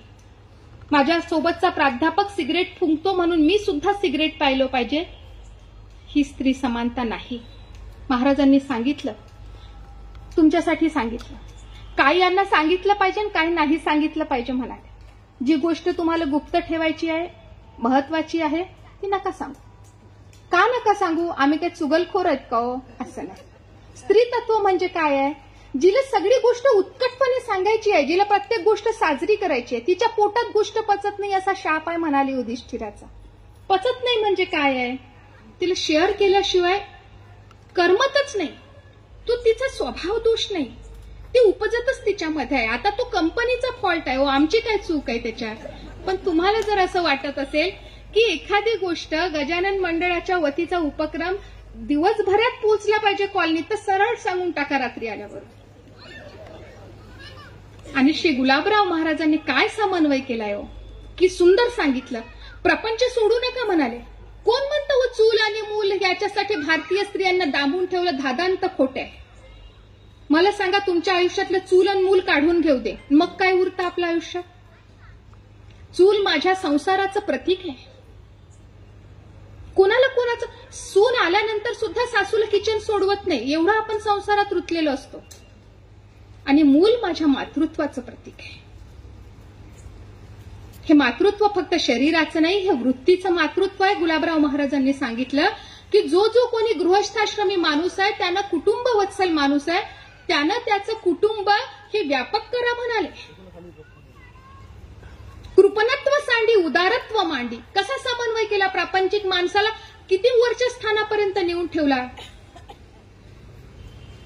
आम्ही जेव्हा 10वी 12वीत होते ना, तेव्हा नवनीत गाईड नंतर नवनीतनं एक 21 अपेक्षित संच काढला होता. गाईड सुद्धा ज्याच्याकडून वाचणं होत नाही त्यांना काय वाचायचं आहे? 21 अपेक्षित. हा 21 अपेक्षित संच गुलाबराव महाराजांनी आपल्या प्रत्येकाच्या हातामध्ये दिलाय. नाही होत ना बाबा तुझ्याकडून, एवढं सार काढून दिलाय. रोज काय करा सांगितलं, कसं करा सांगितलं, बोट धरून चालवलंय श्री गुलाबराव महाराजांनी. आणि समन्वयाची दृष्टी दिली आहे. कशासाठी दिली आहे? ती आनंदी जीवनासाठी दिली. ते म्हणाले की एखाद्या स्त्रीवर अत्याचार होत असेल तर तिनं आत्महत्या करू नये. माझ्या महाविद्यालयात जाणाऱ्या एखाद्या मुलीची छेडखानी झाली, तिच्यावर अत्याचार झाला, समाजानं तिच्या पाठीशी कणखरपणे उभं राहा म्हणाले. ती तिची चूक नाहीये, लक्षात घ्या. या देशामध्ये सती जाण्याची परंपरा नव्हती हे गुलाबराव महाराजांनी सांगितलं. अनेकांनी म्हटलं महाभारतामध्ये तर लिहिलंय की पती निधनानंतर स्त्रीनं सती जावं. महाराज म्हणाले, अरे त्याचा अर्थ समजून घ्या. ज्या स्त्रीला आगपेटी न उगवता, आग न लावून घेता येता, अंगावर रॉकेल न ओतता जाळून घेता येईल योग बलानं, तिनं जा म्हणाले सती. आहे का कोणी असं अमरावतीमध्ये? महाराज म्हणाले की भगवान शंकरानं पार्वतीला म्हटलं पार्वती, ह्या सगळ्या स्त्रिया तुझी रूपं आहेत आणि आत्महत्या करणं हे पातक आहे, पातक आहे. जो कोणी संतांचं नाव घेत असेल, तुकोबारायांनी निक्षून सांगितलं. आणि तुकोबारायांचे अनेक संदर्भ श्री गुलाबराव महाराजांनी वारंवार दिले. हे दोन महात्म्य अंतरंगी फार एक आहे. मी म्हटलं की संतांची रूप वेगळी आहेत, अंतरंग फार एक आहे. महाराजांनी आत्महत्येचा निषेध करताना तुकोबारायांचा अभंग दिला. तुकोबारायांनी म्हटलं, आता त्याही जीव देता नये किंवा देवासी. सासूनं काही म्हटलं म्हणून तुम्ही पेटवून घेत असाल, नरकात जाल म्हणाले. आत्महत्या नाही, जीवनामध्ये कोसळणे नाही. ज्या भक्तीचं महात्म्य कालच्या सत्रामध्ये आदरणीय डॉक्टर देशमुख सरांनी मांडलं की भक्तीच्या पुनर्स्थापनेसाठी श्री गुलाबराव महाराजांचा नारदांच्या आज्ञेवरून अवतार आहे. ही भक्ती काय आपल्याला नेभळट बनवण्यासाठी नाही केली गुलाबराव महाराजांनी. कशा समन्वयाची दृष्टी आहे लक्षात घ्या. म्हणाले, भक्तीमुळे माणूस नेभळट आणि भित्रा होत नाही. भक्तीमुळे माणसाला स्वतःचं काम करण्याचं धैर्य येतं, त्याच्यामध्ये लढाऊपणा येतो. तो हे म्हणतो की आज अपयशी झाले असेल पण माझे सद्गुरू माझ्या पाठीशी आहे, मी उद्या यशस्वी होईल. हे धैर्य आणि हा आत्मविश्वास भक्ती देते. श्री महाराजांनी ही जी भक्ती सांगितली याचं रूप पाहायचं असेल तर माता अहिल्याच्या आयुष्याकडे पाहिलं पाहिजे. जे शिवलिंग हृदयाशी कवटाळलं आहे अहिल्याबाई होळकरांनी. तरुणपणी पती गेलाय, काही वर्षात तरुण मुलगा गेलाय, सून सती गेलीये, जावई मेला, मुलगी सती गेलीये, स्वतःच्या 9 सवती सती गेलेल्या आहेत. आक्रमण आहे. पेशवांकडून कधीतरी कोणीतरी एक येतोय, प्रत्यक्ष राघोबादादा लढाईसाठी आले. पण तुम्ही पाहाल असे तू हिमाचल अहिल्याबाईंचं काम आहे. अरे गुलाबराव महाराज असं म्हणाले, तुम्ही जर भगवान शंकरांचे भक्त आहात किंवा कुणाचेही भक्त आहात, श्री महाराज असं म्हणतात, कोसळो आकाश उलंडो सागर. आकाश पडू दे की पृथ्वीनं मला तिच्या पोटामध्ये गिळून घेऊ दे, न द्यावे चित्त ढळो कधी. कोणत्याही संकटामध्ये मी खचून जाता कामा नये, कोणत्याही संकटामध्ये मी निराश होता कामा नये. नैराश्य येईल. एखाद्या तरुण मुलीचा संसार वेडावाकडा होत असेल तर बाप म्हणून तुम्ही हेलावून जाल. तरुण मुलाला अनेक वर्ष रोजगाराच्या तो मागे लागतच नसेल, त्याला त्याचं काही गवसत नसेल तर आई म्हणून आपण वारंवार चिंतित होऊच. परंतु महाराज म्हणतात, अरे म्हणून त्या गोष्टीसाठी हातपाय गाडून देणे, आयुष्याला काळोखासारखं करून टाकणे हे करू नका. कोसळो आकाश उलंडो सागर, न द्यावे चित्त ढळो कधी. मी माझ्या मनाला पुन्हा जाग्यावर आणलं पाहिजे. 60वा शंभू हृदय भुवनी. 1 लोटा जल टाकल्यानं नाही होत शंकराची भक्ती. फक्त मला माझ्या मनामध्ये ते 1 लोटा जल टाकताना ते शिवतत्व माझ्यामध्ये आणावं लागेल, माझ्यामध्ये रुजवावं लागेल. त्या शिवतत्वाची मला प्रेरणा घ्यावी लागेल, मला पुन्हा पुन्हा उभं राहावं लागेल. आणि म्हणून जेव्हा जेव्हा हारल्यासारखं वाटतं तेव्हा तेव्हा जिजाऊंची भक्ती, तेव्हा तेव्हा अहिल्याबाईंची भक्ती, तेव्हा तेव्हा श्री गुलाबराव महाराजांनी ज्ञानेश्वर ज्ञानेश्वर म्हणताना त्यांचा तो आर्तस्वर आठवला पाहिजे. त्या भक्तीनं मला शक्ती दिली पाहिजे आणि मी जीवनामध्ये सामर्थ्यवान झालो पाहिजे. हे भक्तीचं मूळ सूत्र आहे. श्री गुलाबराव महाराजांनी त्याची मांडणी केली. लक्षात घ्या. आर्य विचार सांगितला. हा समन्वय महर्षी आहे. यांनी धर्माचा जो विचार सांगितला तो समजून घेतला पाहिजे. महाराजांनी म्हटलं, जगातील सर्व धर्मांचं प्रमुख लक्षण एक आहे. कोणतं आहे? आपल्यातील माणुसकी वाढवणं, सत्ववृद्धी, सात्विकता. आदरणीय डॉक्टर दीपक धोटे सर इथं आहे. त्यांच्या महाविद्यालयाचे प्राचार्य आहे. त्या बियाणी कॉलेजमध्ये इलेक्ट्रॉनिक्सचं डिपार्टमेंट असेल.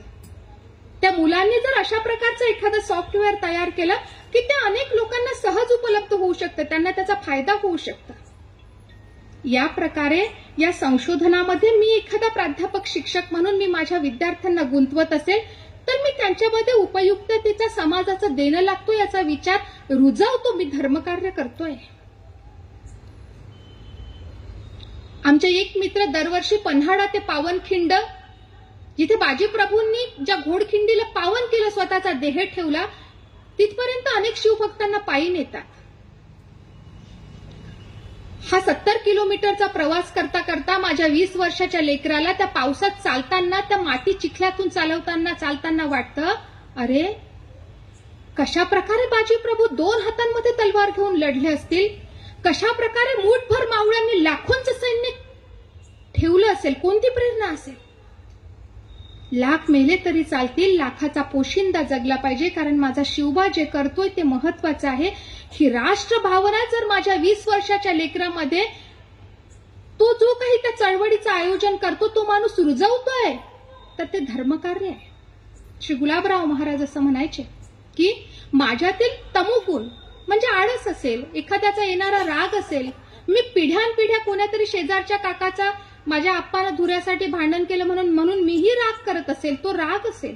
आणि माझ्यामधील चंचलत्व, रजोगुण, म्हणजे मी इथं बसलो खरं, पण माझं मन लगेच गुपचूपच्या गाडीवर, माझ्यामधली अत्यंत मोठं चंचलपणा असेल, हे कमी कमी होऊ दे आणि माझ्यामधील सात्विकता वाढत जाऊ दे. श्री गुलाबराव महाराज म्हणतात, कोणत्याही धर्माचं मूळ तत्व ही माणसांमधील सात्विकता वाढवण्याचं तत्व आहे.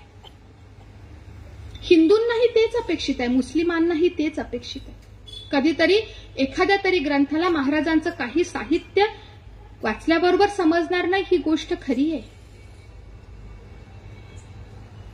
पण मग मी त्याला हातच लावू नये का? मला समजतील अशा सुद्धा अनेक गोष्टी महाराजांनी सांगितल्या. वाचा ना धर्माचा विचार. महाराजांनी संपूर्ण मुस्लिम धर्माचा अभ्यास केलाय, ख्रिश्चन धर्माचा केलाय. काल सरांनी सांगितलं की पारशांचा झेंडावेस्त त्यांनी वाचलाय आणि त्यांनी सांगितलं की या प्रकारचा जो सर्व कल्याणकारी विचार आहे हा आर्य धर्मानं दिलाय. कसा विचार आहे की मी माझी निष्ठा जपली पाहिजे आणि मी तुमच्या निष्ठेचा सन्मान ठेवला पाहिजे. हे सर्व करताना ज्याची जी काही प्रणाली आहे ते करण्याचं स्वातंत्र्य असलं पाहिजे. हा आर्य विचार आहे आणि हे हिंदू राष्ट्र आहे. लक्षात घ्या, महाराजांनी असं म्हटलं की अरे तुम्हाला योग प्राप्त करण्यासाठी म्हणाले आजकाल एखाद्या पीरबाच्या जवळ जावं लागतं, आमचा शालिग्राम कुठे गेला म्हणाले. काय तीव्र लिहिलं असेल ते पहा. आणि तरी सुद्धा ताजुद्दीन बाबा त्यांच्या रोजच्या स्मरणामध्ये, त्यांच्या सदवय जयंतीच्या 106 संतांमध्ये 4 संत मुस्लिम आहे, हे लक्षात घ्या. कशा प्रकारची दृष्टी गुलाबराव महाराजांनी दिली. ते म्हणाले की गुण कोठूनही घेतला पाहिजे. धर्म म्हणजे सात्विकता आहे. मी माझ्या मुलाला, माझ्याकडून नाही दर गुरुवारी मंदिरात जाणं होईल, पण मी माझ्या पोराला त्या काळामध्ये उत्तम काहीतरी शिकवते. माझं लेकरू उद्याचा संस्कारक्षम नागरिक आहे की तो बाहेर गेला तरी मला काळजी नाही की तो कोणातरी मुलीच्या अत्याचारासाठी कारणीभूत ठरेल. महाराज असं म्हणतात, हे धर्मकार्य आहे. या पद्धतीने मी माझं उत्कृष्ट काम मी जिथे जिथे करत असेल, मी कुणामधली सात्विकता वाढवतोय.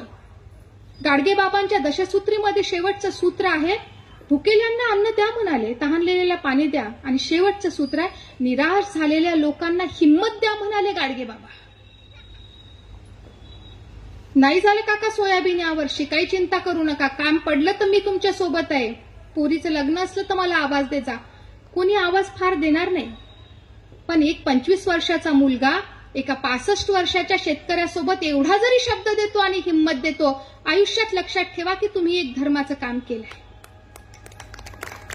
श्री गुलाबराव महाराजांनी धर्म या पद्धतीने सूक्ष्मपणे मांडलाय. आपलं काय होत आहे की एक तर धर्माच्या नावाखाली आपण फक्त एकमेकाचे गळे घोटू शकतो, किंवा धर्म या नावाखाली आपण इतका कानाडोळा करतो की जसं ते आगेमोहासारखं आपल्याला चावायला लागतं.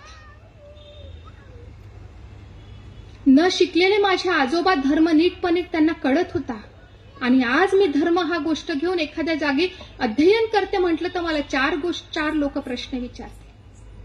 श्री गुलाबराव महाराज असं म्हणाले की धर्म या गोष्टीशिवाय माणसाचं आयुष्य असू शकत नाही. मग फक्त जैन धर्म, बौद्ध, मुस्लिम, ख्रिश्चन हा त्याचा अर्थ आहे का? नाही म्हणाले. तुमचं प्रत्येकाचं त्या जागी त्या गोष्टीमधलं कर्तृत्व, कर्तव्य हा आपला धर्म आहे. आणि म्हणून माऊलींनी म्हटलं की तो तुमचा धर्म कठीण जरी असला तरी आपण त्यालाच अनुसरलं पाहिजे. परधर्मो भयावह.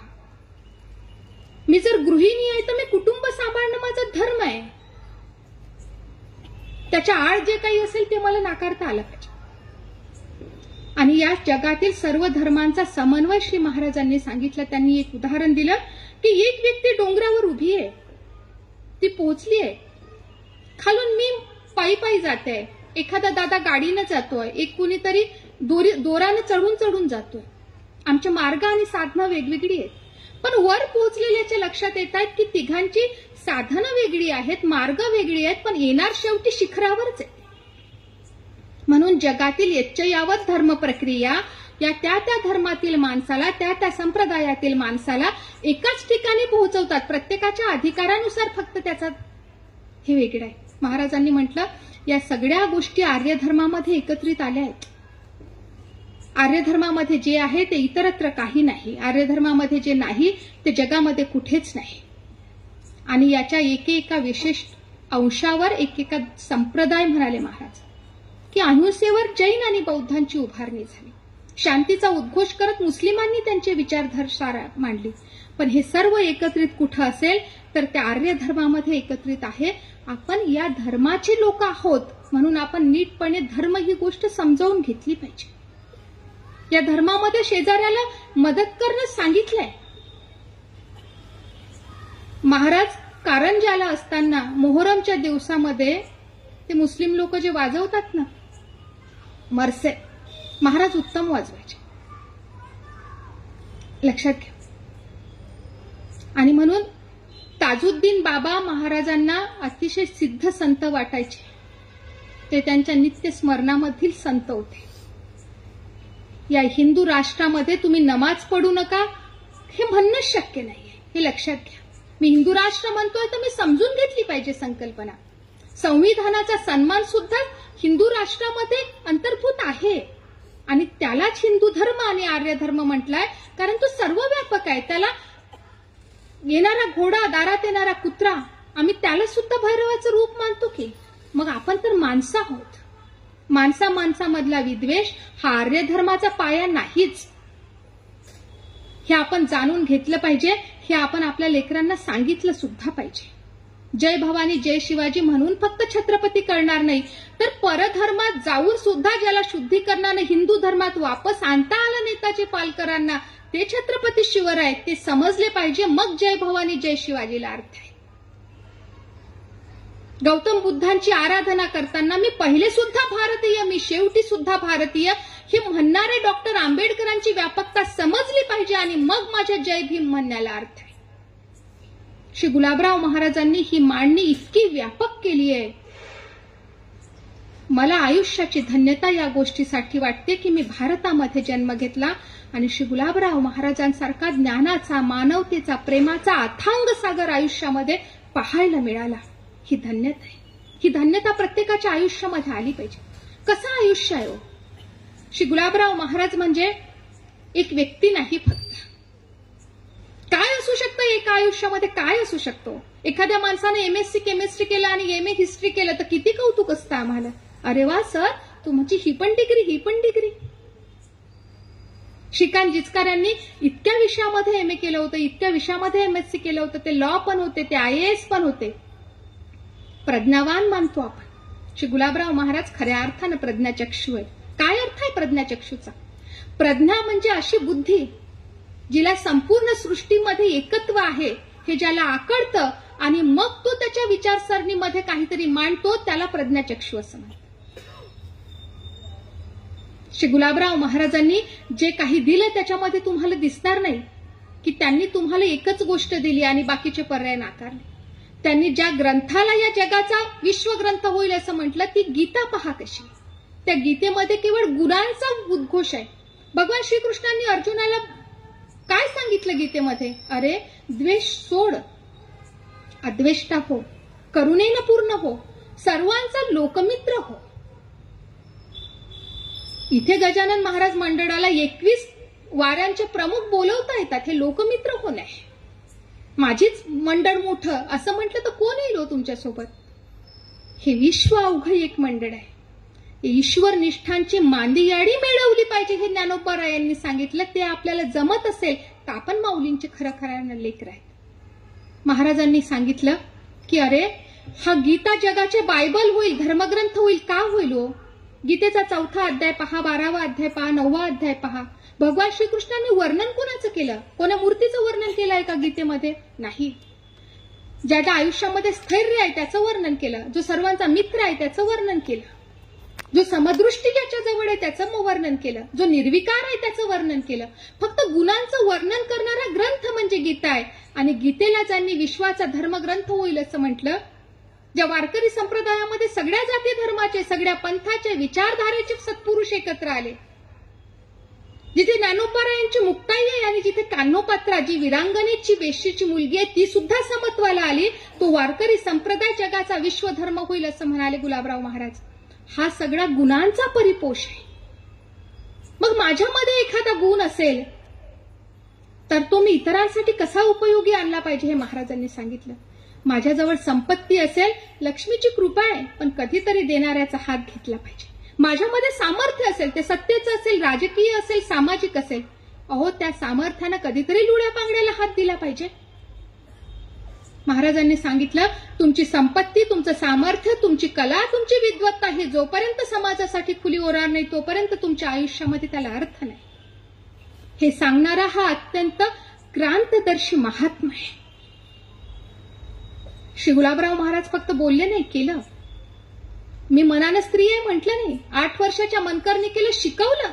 22 वर्ष आयुष्य जगली मनकर्णिका मायबाई. पण श्री गुलाबराव महाराजांनी स्वतःच्या पत्नीचा अधिकार शिकलेल्या नव्हत्या मायबाई. त्या काळामध्ये मुली शिकत नव्हत्या.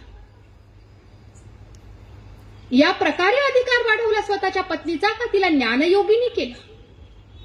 एक श्लोक श्री गुलाबराव महाराज म्हणायचे तर त्याचं पुढचं चरण मायबाई तात्काळ रचत म्हणत होत्या. ही त्यांची प्रतिभा होती. जेव्हा या देशाच्या संपूर्ण स्त्रियांचा इतिहास लिहिला जाईल तेव्हा मायबाईंची दखल घेतल्याशिवाय तो पूर्ण होणार नाही. या योग्यतेची पत्नी श्री गुलाबराव महाराजांची होती. आणि ही पत्नी गेल्यानंतर अपार दुःख झालं. काल सरांनी सांगितलं की 10 वर्षात महाराज निघून गेले मायबाईंनंतर. अहो, नवरा बायकोचं प्रेम काय असू शकतं. फक्त LU आणि MU मेसेज पाठवलं म्हणजे नवरा बायकोचं प्रेम नाही. आकळलं पाहिजे, समजलं पाहिजे. त्याच्या गुणांच्या परिपोषासाठी मी एकमेकांसाठी पूरक असलो पाहिजे. आम्ही एकत्रितपणे आहोत. या सहवासासाठी, या संगतीसाठी दाम्पत्य जीवन आहे. याचा उत्कृष्ट आदर्श म्हणजे श्री गुलाबराव महाराज. श्री गुलाबराव महाराजांच्या आयुष्यातील प्रत्येक गोष्ट ही मी या काळामध्ये माझ्या आयुष्याशी रिलेट करू शकते. आपल्या भाषेत सांगते, इंग्रजी आपली भाषा आहे आजकाल. महाराज फक्त बोलून थांबले नाही आणि कोणतंही क्षेत्र अस्पर्श ठेवलं नाही. काय उत्तम गायक होते. लता दिदींना दुःख होतं. काय दुःख आहे म्हणाले लता दिदी. महाराजांच्या पुस्तकाला, चरित्राला प्रस्तावना लिहिली, वाचा ना. म्हणाले, श्री गुलाबराव महाराजांच्या कंठातून तो स्वर्गीय सूर कसा निघाला असेल मला माझ्या आयुष्यात ऐकता आला नाही याची खंत मला आयुष्यभर राहील. गान कोकिळा भारतरत्न लता मंगेशकर म्हणाल्या. पु ल देशपांडे काय म्हणाले. दादासाहेब खापर्डे म्हणायचे, oh is an intellectual phenomenon. दादासाहेबांचं आणि महाराजांचं फार सख्य होतं. नेहमी चर्चा असायची. हा उत्तम गायक आहे, उत्तम संगीतज्ञ आहे, भाषाप्रभू आहे. 5 भाषेमध्ये ग्रंथ लिहिले. 123 नवीन मात्रा वृत्तांची निर्मिती केली. जगातील अशी एकही भाषा नाही जी गुलाबराव महाराजांना समजत नव्हती. रसायनशास्त्र कसं असं स्वतः ते सांगितलं. भौतिकशास्त्रांची प्रमेय सिद्ध केली. कोण म्हणतं की भारतामध्ये परार्धाच्या वर गणित करण्याची रीत नव्हती. म्हणाले, आमच्या भागवतामधला श्लोक पहा, द्विपरार्धावस्थे. या देशामधलं गणित किती समृद्ध होतं सिद्ध केलं. इतिहास कसा लिहावा सांगितला. स्वयंपाक कसा करावा सांगितला. लग्नासाठी मुलगी कशी शोधावी सांगितली. फक्त दिसण्यावर जाऊ नका म्हणाले. पीकदाणी माहित नाही मला कोणाला कळतं. आधी पान खाऊन थुकण्यासाठी चांदीच्या पीकदाणे असायचे. महाराज म्हणाले, पीकदाणी दिसायला सुंदर असते, त्याच्यावर नक्षीकाम असतं. पण दिसणाऱ्या सुंदर पीकदाणेसाठी तुमच्या घरातील संपत्तीचं जे रक्षण करतं ती लोहपेटी. आजकाल पेट्या राहिल्या नाही, लॉकर्स आले. महाराजांनी त्या काळातलं उदाहरण दिलंय. पीकदाणीच्या सौंदर्यासाठी लोहरक्षक धनपेटी सोडू नका म्हणाले. पोरगी सावळी असली तर चालेल, पण ती गुणवान आहे लक्षात आलं ना तर तिचा स्वीकार करा. आणि कुंडली जुळवण्याच्या भानगडीत पडू नका म्हणाले. कोण म्हणतो गुलाबराव महाराजांनी विज्ञान सांगितलं नाही. 36 गुणादी भ्रांती पडू नये स्पष्ट लिहून ठेवलाय. कुंडली नाही मंडळी पहा म्हणाले. लग्नासाठी मुलगी कशी असली पाहिजे हे सांगितलं. लग्न कसं केलं पाहिजे, किती लोकांना जीव घालावं, मुलीला आंधन देण्याची गरज नाही, हुंडा देण्याची सांगितलं की तिची जी मुलं होतील त्यांच्या शिक्षणासाठी प्रतिज्ञापत्र म्हणजे पैसे फिक्स करून द्या म्हणाले. कशी मुलगी करायची, कसा सोहळा करायचा, 3 लोकांच्या वर. लक्षात घ्या, माझा वेळ संपली आहे, पण काय आपण अनुकरण करतोय मला माफ करा माझ्या सगळ्या माय बहिणींनी. अहो, विहिणी पाय धुवायला येतात, किती खर्च येतो.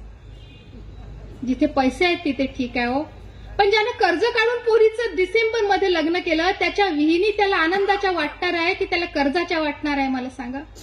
समाजा हौसेला मोल नसतं, मला मान्य आहे,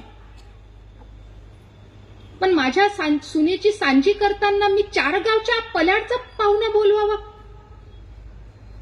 येणाऱ्याला 5,000चं डिझेल गाडीला लागतं. महाराज असं म्हणाले, कोणताही उत्सव करत असाल तर 3 लोकांच्या वर 4था माणूस जेव घालण्याचं कारण नाही म्हणाले. हौसेला मोल नसतं, मान्य आहे, पण किती डीजे वाजवायचा, किती तास घोड्यावर बसायचं, आपण माय मावल्यांनी किती वेळ घोड्यापुढे नाचायचं. अहो, काही या सगळ्याच्याला विधायक रूप देता येतं या सगळ्याला. या तेरवीतला ब्लाऊज 50 तेरव्या फिरून आपल्याच तेरवीत पुन्हा आपल्या जवळ परत येतं. कुठं चाललोय आपण, जिजाऊंच्या लेखी आपण. आणि नाही दिलं तर काय म्हणेल, ती म्हणेल की हिच्या नंदेनं ब्लाऊज पीस आणलं नाही. अहो थांबवा, छोटीशी चिठ्ठी लावा की जे ब्लाऊज पीस द्यायचे त्याचे 10 रुपये या मडक्यात टाका आणि आम्ही ते एका वृद्धाश्रमाला देऊ, ती आत्महत्या केलेल्या शेतकऱ्यांच्या पोरांच्या शिक्षणाला एखाद्या संस्थेला देऊ. परंपरा चालवली पाहिजे. गुलाबराव महाराजांनी सांगितलं ना कसं शिक्षण दिलं पाहिजे. जुनं नष्ट नाही झालं पाहिजे, पण नव्याची भर पडली पाहिजे ना. हा विचार संतांनी दिलाय आणि याला क्रांतिकारकत्व म्हणतात. ती करते म्हणून मीही जी गरोदरबाई पाळण्यावर बसली आहे तिला गिफ्ट द्यायचं, अहो प्रत्येकीला नाही शक्य. आणि मग तिनं नाही आणलं म्हणून आमचे रुसवे फुगवे. आम्ही गजानन महाराजांच्या भक्त आहोत, सावित्रीच्या लेकी आहोत असं मोठ्या अभिमानानं म्हणतो. हे येऊ देत की आमच्या आचरणामध्ये, कधीतरी हे निर्भयत्व येऊ देत की. लक्षात घ्या, हा उत्तम भाषाप्रभू आहे, हा अत्यंत मोठा श्रेष्ठ क्रांतदर्शी महात्मा आहे. भौतिकशास्त्र सांगतोय, रसायनशास्त्र सांगतोय, शेतकऱ्यानं शेती कशी करावी हे सांगतोय, व्यापाऱ्यानं व्यापार कसा करावा हे सांगतोय, स्त्रियांनी कसं वागावं हे सांगतोय. शेती आणि व्यापार 2 मध्ये निवड करायची काम पडल्यास जो शेती निवडेल तो धन्य पुरुष संसारी म्हणून शेतीची शाश्वतता जी अधोरेखित करतायत. ठिबक सिंचनानं पाणी द्या असं म्हणतोय. जो सीटीबीटी करार अनेक वर्षापूर्वी आला होता तो अण्वस्त्र बंदीची चर्चा करतोय. लोकशाहीमध्ये बहुमत असावं की एकमत असावं हे विचारतोय. संगीतांवर गान सोपानाची रचना होते. लहान मुलांसाठी बाराखडी लिहितात, स्त्रियांसाठी स्त्रीगीतांची रचना होत आहे. वैज्ञानिकांसाठी स्वतंत्रपणे न्यायवैशिष्टिकामधून भौतिकशास्त्र कसं काढावं हे सांगितलं जात आहे. काय नाही आहे श्री गुलाबराव महाराजांच्या व्यक्तिमत्वात आपण पाहाल असं अस्पर्श क्षेत्र महाराजांनी ठेवलं आहे. जिथे जिथे आणि मौलिक योगदान दिलं. वेद नष्ट होतील तर म्हणाले अरे कोणत्याही वर्णाचा असेल वेदांचं रक्षण कर, पाप होत असेल तर पाप नष्ट करता येईल, हे उदारत्व मांडलंय. कौटुंबिक माणसानं किती उदार व्हावं म्हणाले महाराज. अगं बाई, गाडगे बाबा सांगायचे भांडे घासायला येणाऱ्या बाईला ताजी पोळी नको देऊ, पण माय माऊले सकाळची रात्रीची शिडी पोळी असेल तर पोटुशा बाईला विचार म्हणाले तू काही जेवलं की उपाशीच आहे. महाराजांनी सांगितलं, मात्रा वृत्तांची निर्मिती केली, 5 भाषांमध्ये हे सर्व मांडलं. आयुर्वेदाला मानस आयुर्वेदाची जोड दिली. हो किती उत्तम सांगितलं. म्हणाले वात पित्त कफ सगळंच मानसिक आहे, मनाची कणखरता हे सर्वात प्रमुख आहे. म्हणून कोरोनामध्ये अनेक जण मनाच्या शक्तीवर तरले सुद्धा आपण पाहिलं आहे. महाराजांनी सांगितलं मन हे फार महत्वाची शक्ती आहे. मग आयुर्वेदाचा उपचार घ्या, पण मानस आयुर्वेद स्वतंत्र बोलण्याचा, अभ्यासाचा, अध्ययनाचा आणि आचरण्याचा विषय आहे. श्री गुलाबराव महाराज हे एक अत्यंत अद्भुतम रोमहर्षणम असं चरित्र आहे. आणि हे सगळं असूनही अंधत्व आहे, पत्नी गेली, डोळे गेले, आई गेले, उपेक्षा सहन करावी लागली. किती जणांचे बोल ऐकावे लागले, पण तरी सांगितलं सृष्टीमध्ये धर्माचा निर्विकार पद्धतीने विचार करणारा शूद्र वर्णामध्ये मी एकटा आहे म्हणालो. प्रत्येक माऊलींना सुद्धा सांगितलं की माझ्या सर्व प्रिय लेकरांना मी तुमच्या समवेत घेऊन येईन, मला दुसरं काही नको. परिजया वाटे माझाची आधार, तयांचा उद्धार तुम्ही कीचे. किती चमत्कार आहे श्री गुलाबराव महाराजांचे. ते बोलले ते कधी खोटं झालं नाही. किती प्रकारे कितीकांच्या आयुष्याला आधार दिला, प्रत्येकांच्या आयुष्याचं कल्याण केलं. या प्रकारे श्री गुलाबराव महाराजांचं हे संपूर्ण चरित्र या कालौघात मांडणं हे शक्य नाही. हे अपार कैसे कवडावे, हे महातेज कवने धवडावे, हे शक्य नाही. पण सद्गुरूंची कृपा आहे की या चरित्राला आपल्याला स्पर्श करता आलं, आपल्याला याचं आयोजन करता आलं, आपल्याला याचं श्रवण करता आलं, आम्हाला आमची वाणी धन्य करून घेता आली. श्री गुलाबराव महाराजांवर कोणी बोललं नाही म्हणून गुलाबराव महाराज थांबतील काय? ते म्हणायचे येणाऱ्या काळात लोक माझे ग्रंथ डोक्यावर घेऊन नसतील. अहो कळू द्या एकदा. ज्या ज्या क्षेत्रातील जी जी मंडळ येईल, हे वाक्य वाचल्यापासून मी अनेकदा हे उघड्या डोळ्यांनी स्वप्न पाहिलं. जर्मनीतून कोणी येईल, जपानमधून कोणी येईल, अमेरिकेतून कोणी येईल. जे नालंदा तक्षशिलामध्ये येत होते ते पुन्हा लोक भारतामध्ये येतील आणि विचारतील अशा प्रकारचा श्रेष्ठ तत्वज्ञ, अशा प्रकारचा श्रेष्ठ वैज्ञानिक भारतामध्ये झाला, विदर्भामध्ये झाला, अमरावती जिल्ह्यामध्ये झाला. ते म्हणायचे मी जे काही बोलतो ते सृष्टीमध्ये लघुलिपी लेखक लिहून ठेवतात मुळे, काळजी करू नका. शब्द हा अनंत असतो, तो मिळवता येतो. परत किती प्रक्रिया सांगितली. म्हणून श्री गुलाबराव महाराज माणसाच्या आयुष्याला किती आयाम असू शकतात, माणसाचं आयुष्य हे किती शक्यता असू शकतात, आणि सगळ्या प्रतिकूलतेमध्ये मूलतः आनंदकंद हे आपलं रूप आहे. या सगळ्यामध्ये किती आनंदी असू शकतो आपण, हे दर्शवणारं एक चरित्र म्हणजे श्री गुलाबराव महाराजांचं चरित्र आहे. आपण या ठिकाणी मला बोलवलं माझ्या आवडत्या विषयावर. पुन्हा एकदा हे सगळं मनन स्वतःसाठीच करण्याची मला संधी दिली. आपण सर्वांनी ऐकून घेतलं. आपण नैना कडूसाठी आला नाहीत, आपण या विषयासाठी आलात. आपल्या सर्वांच्या जीवनालाही कृतज्ञतापूर्वक नमन करते. आणि आपण असणारे आईवडिलांच्या, आजी आजोबांच्या भूमिकेमध्ये जास्त आहात. मला असं वाटतं आपण आपला श्रीमंती, आपण आपली पुंजी जी काही समोरच्या पिढीला देतो ती बंगला, गाडी, शेती, इस्टेट सगळं असेलच, परंतु त्यासोबत या अक्षर वाङ्मयाची थोडीशी आवड आपल्या येणाऱ्या पिढ्यांच्या मनामध्ये रुजवता आली तर खऱ्या अर्थानं आपण आपलं कार्य पूर्ण केलं असं होईल. पुन्हा एकदा आपल्या सर्वांना नमन करते आणि थांबते. संत श्री गुलाबराव महाराज की जय. संत श्री गजानन महाराज की जय.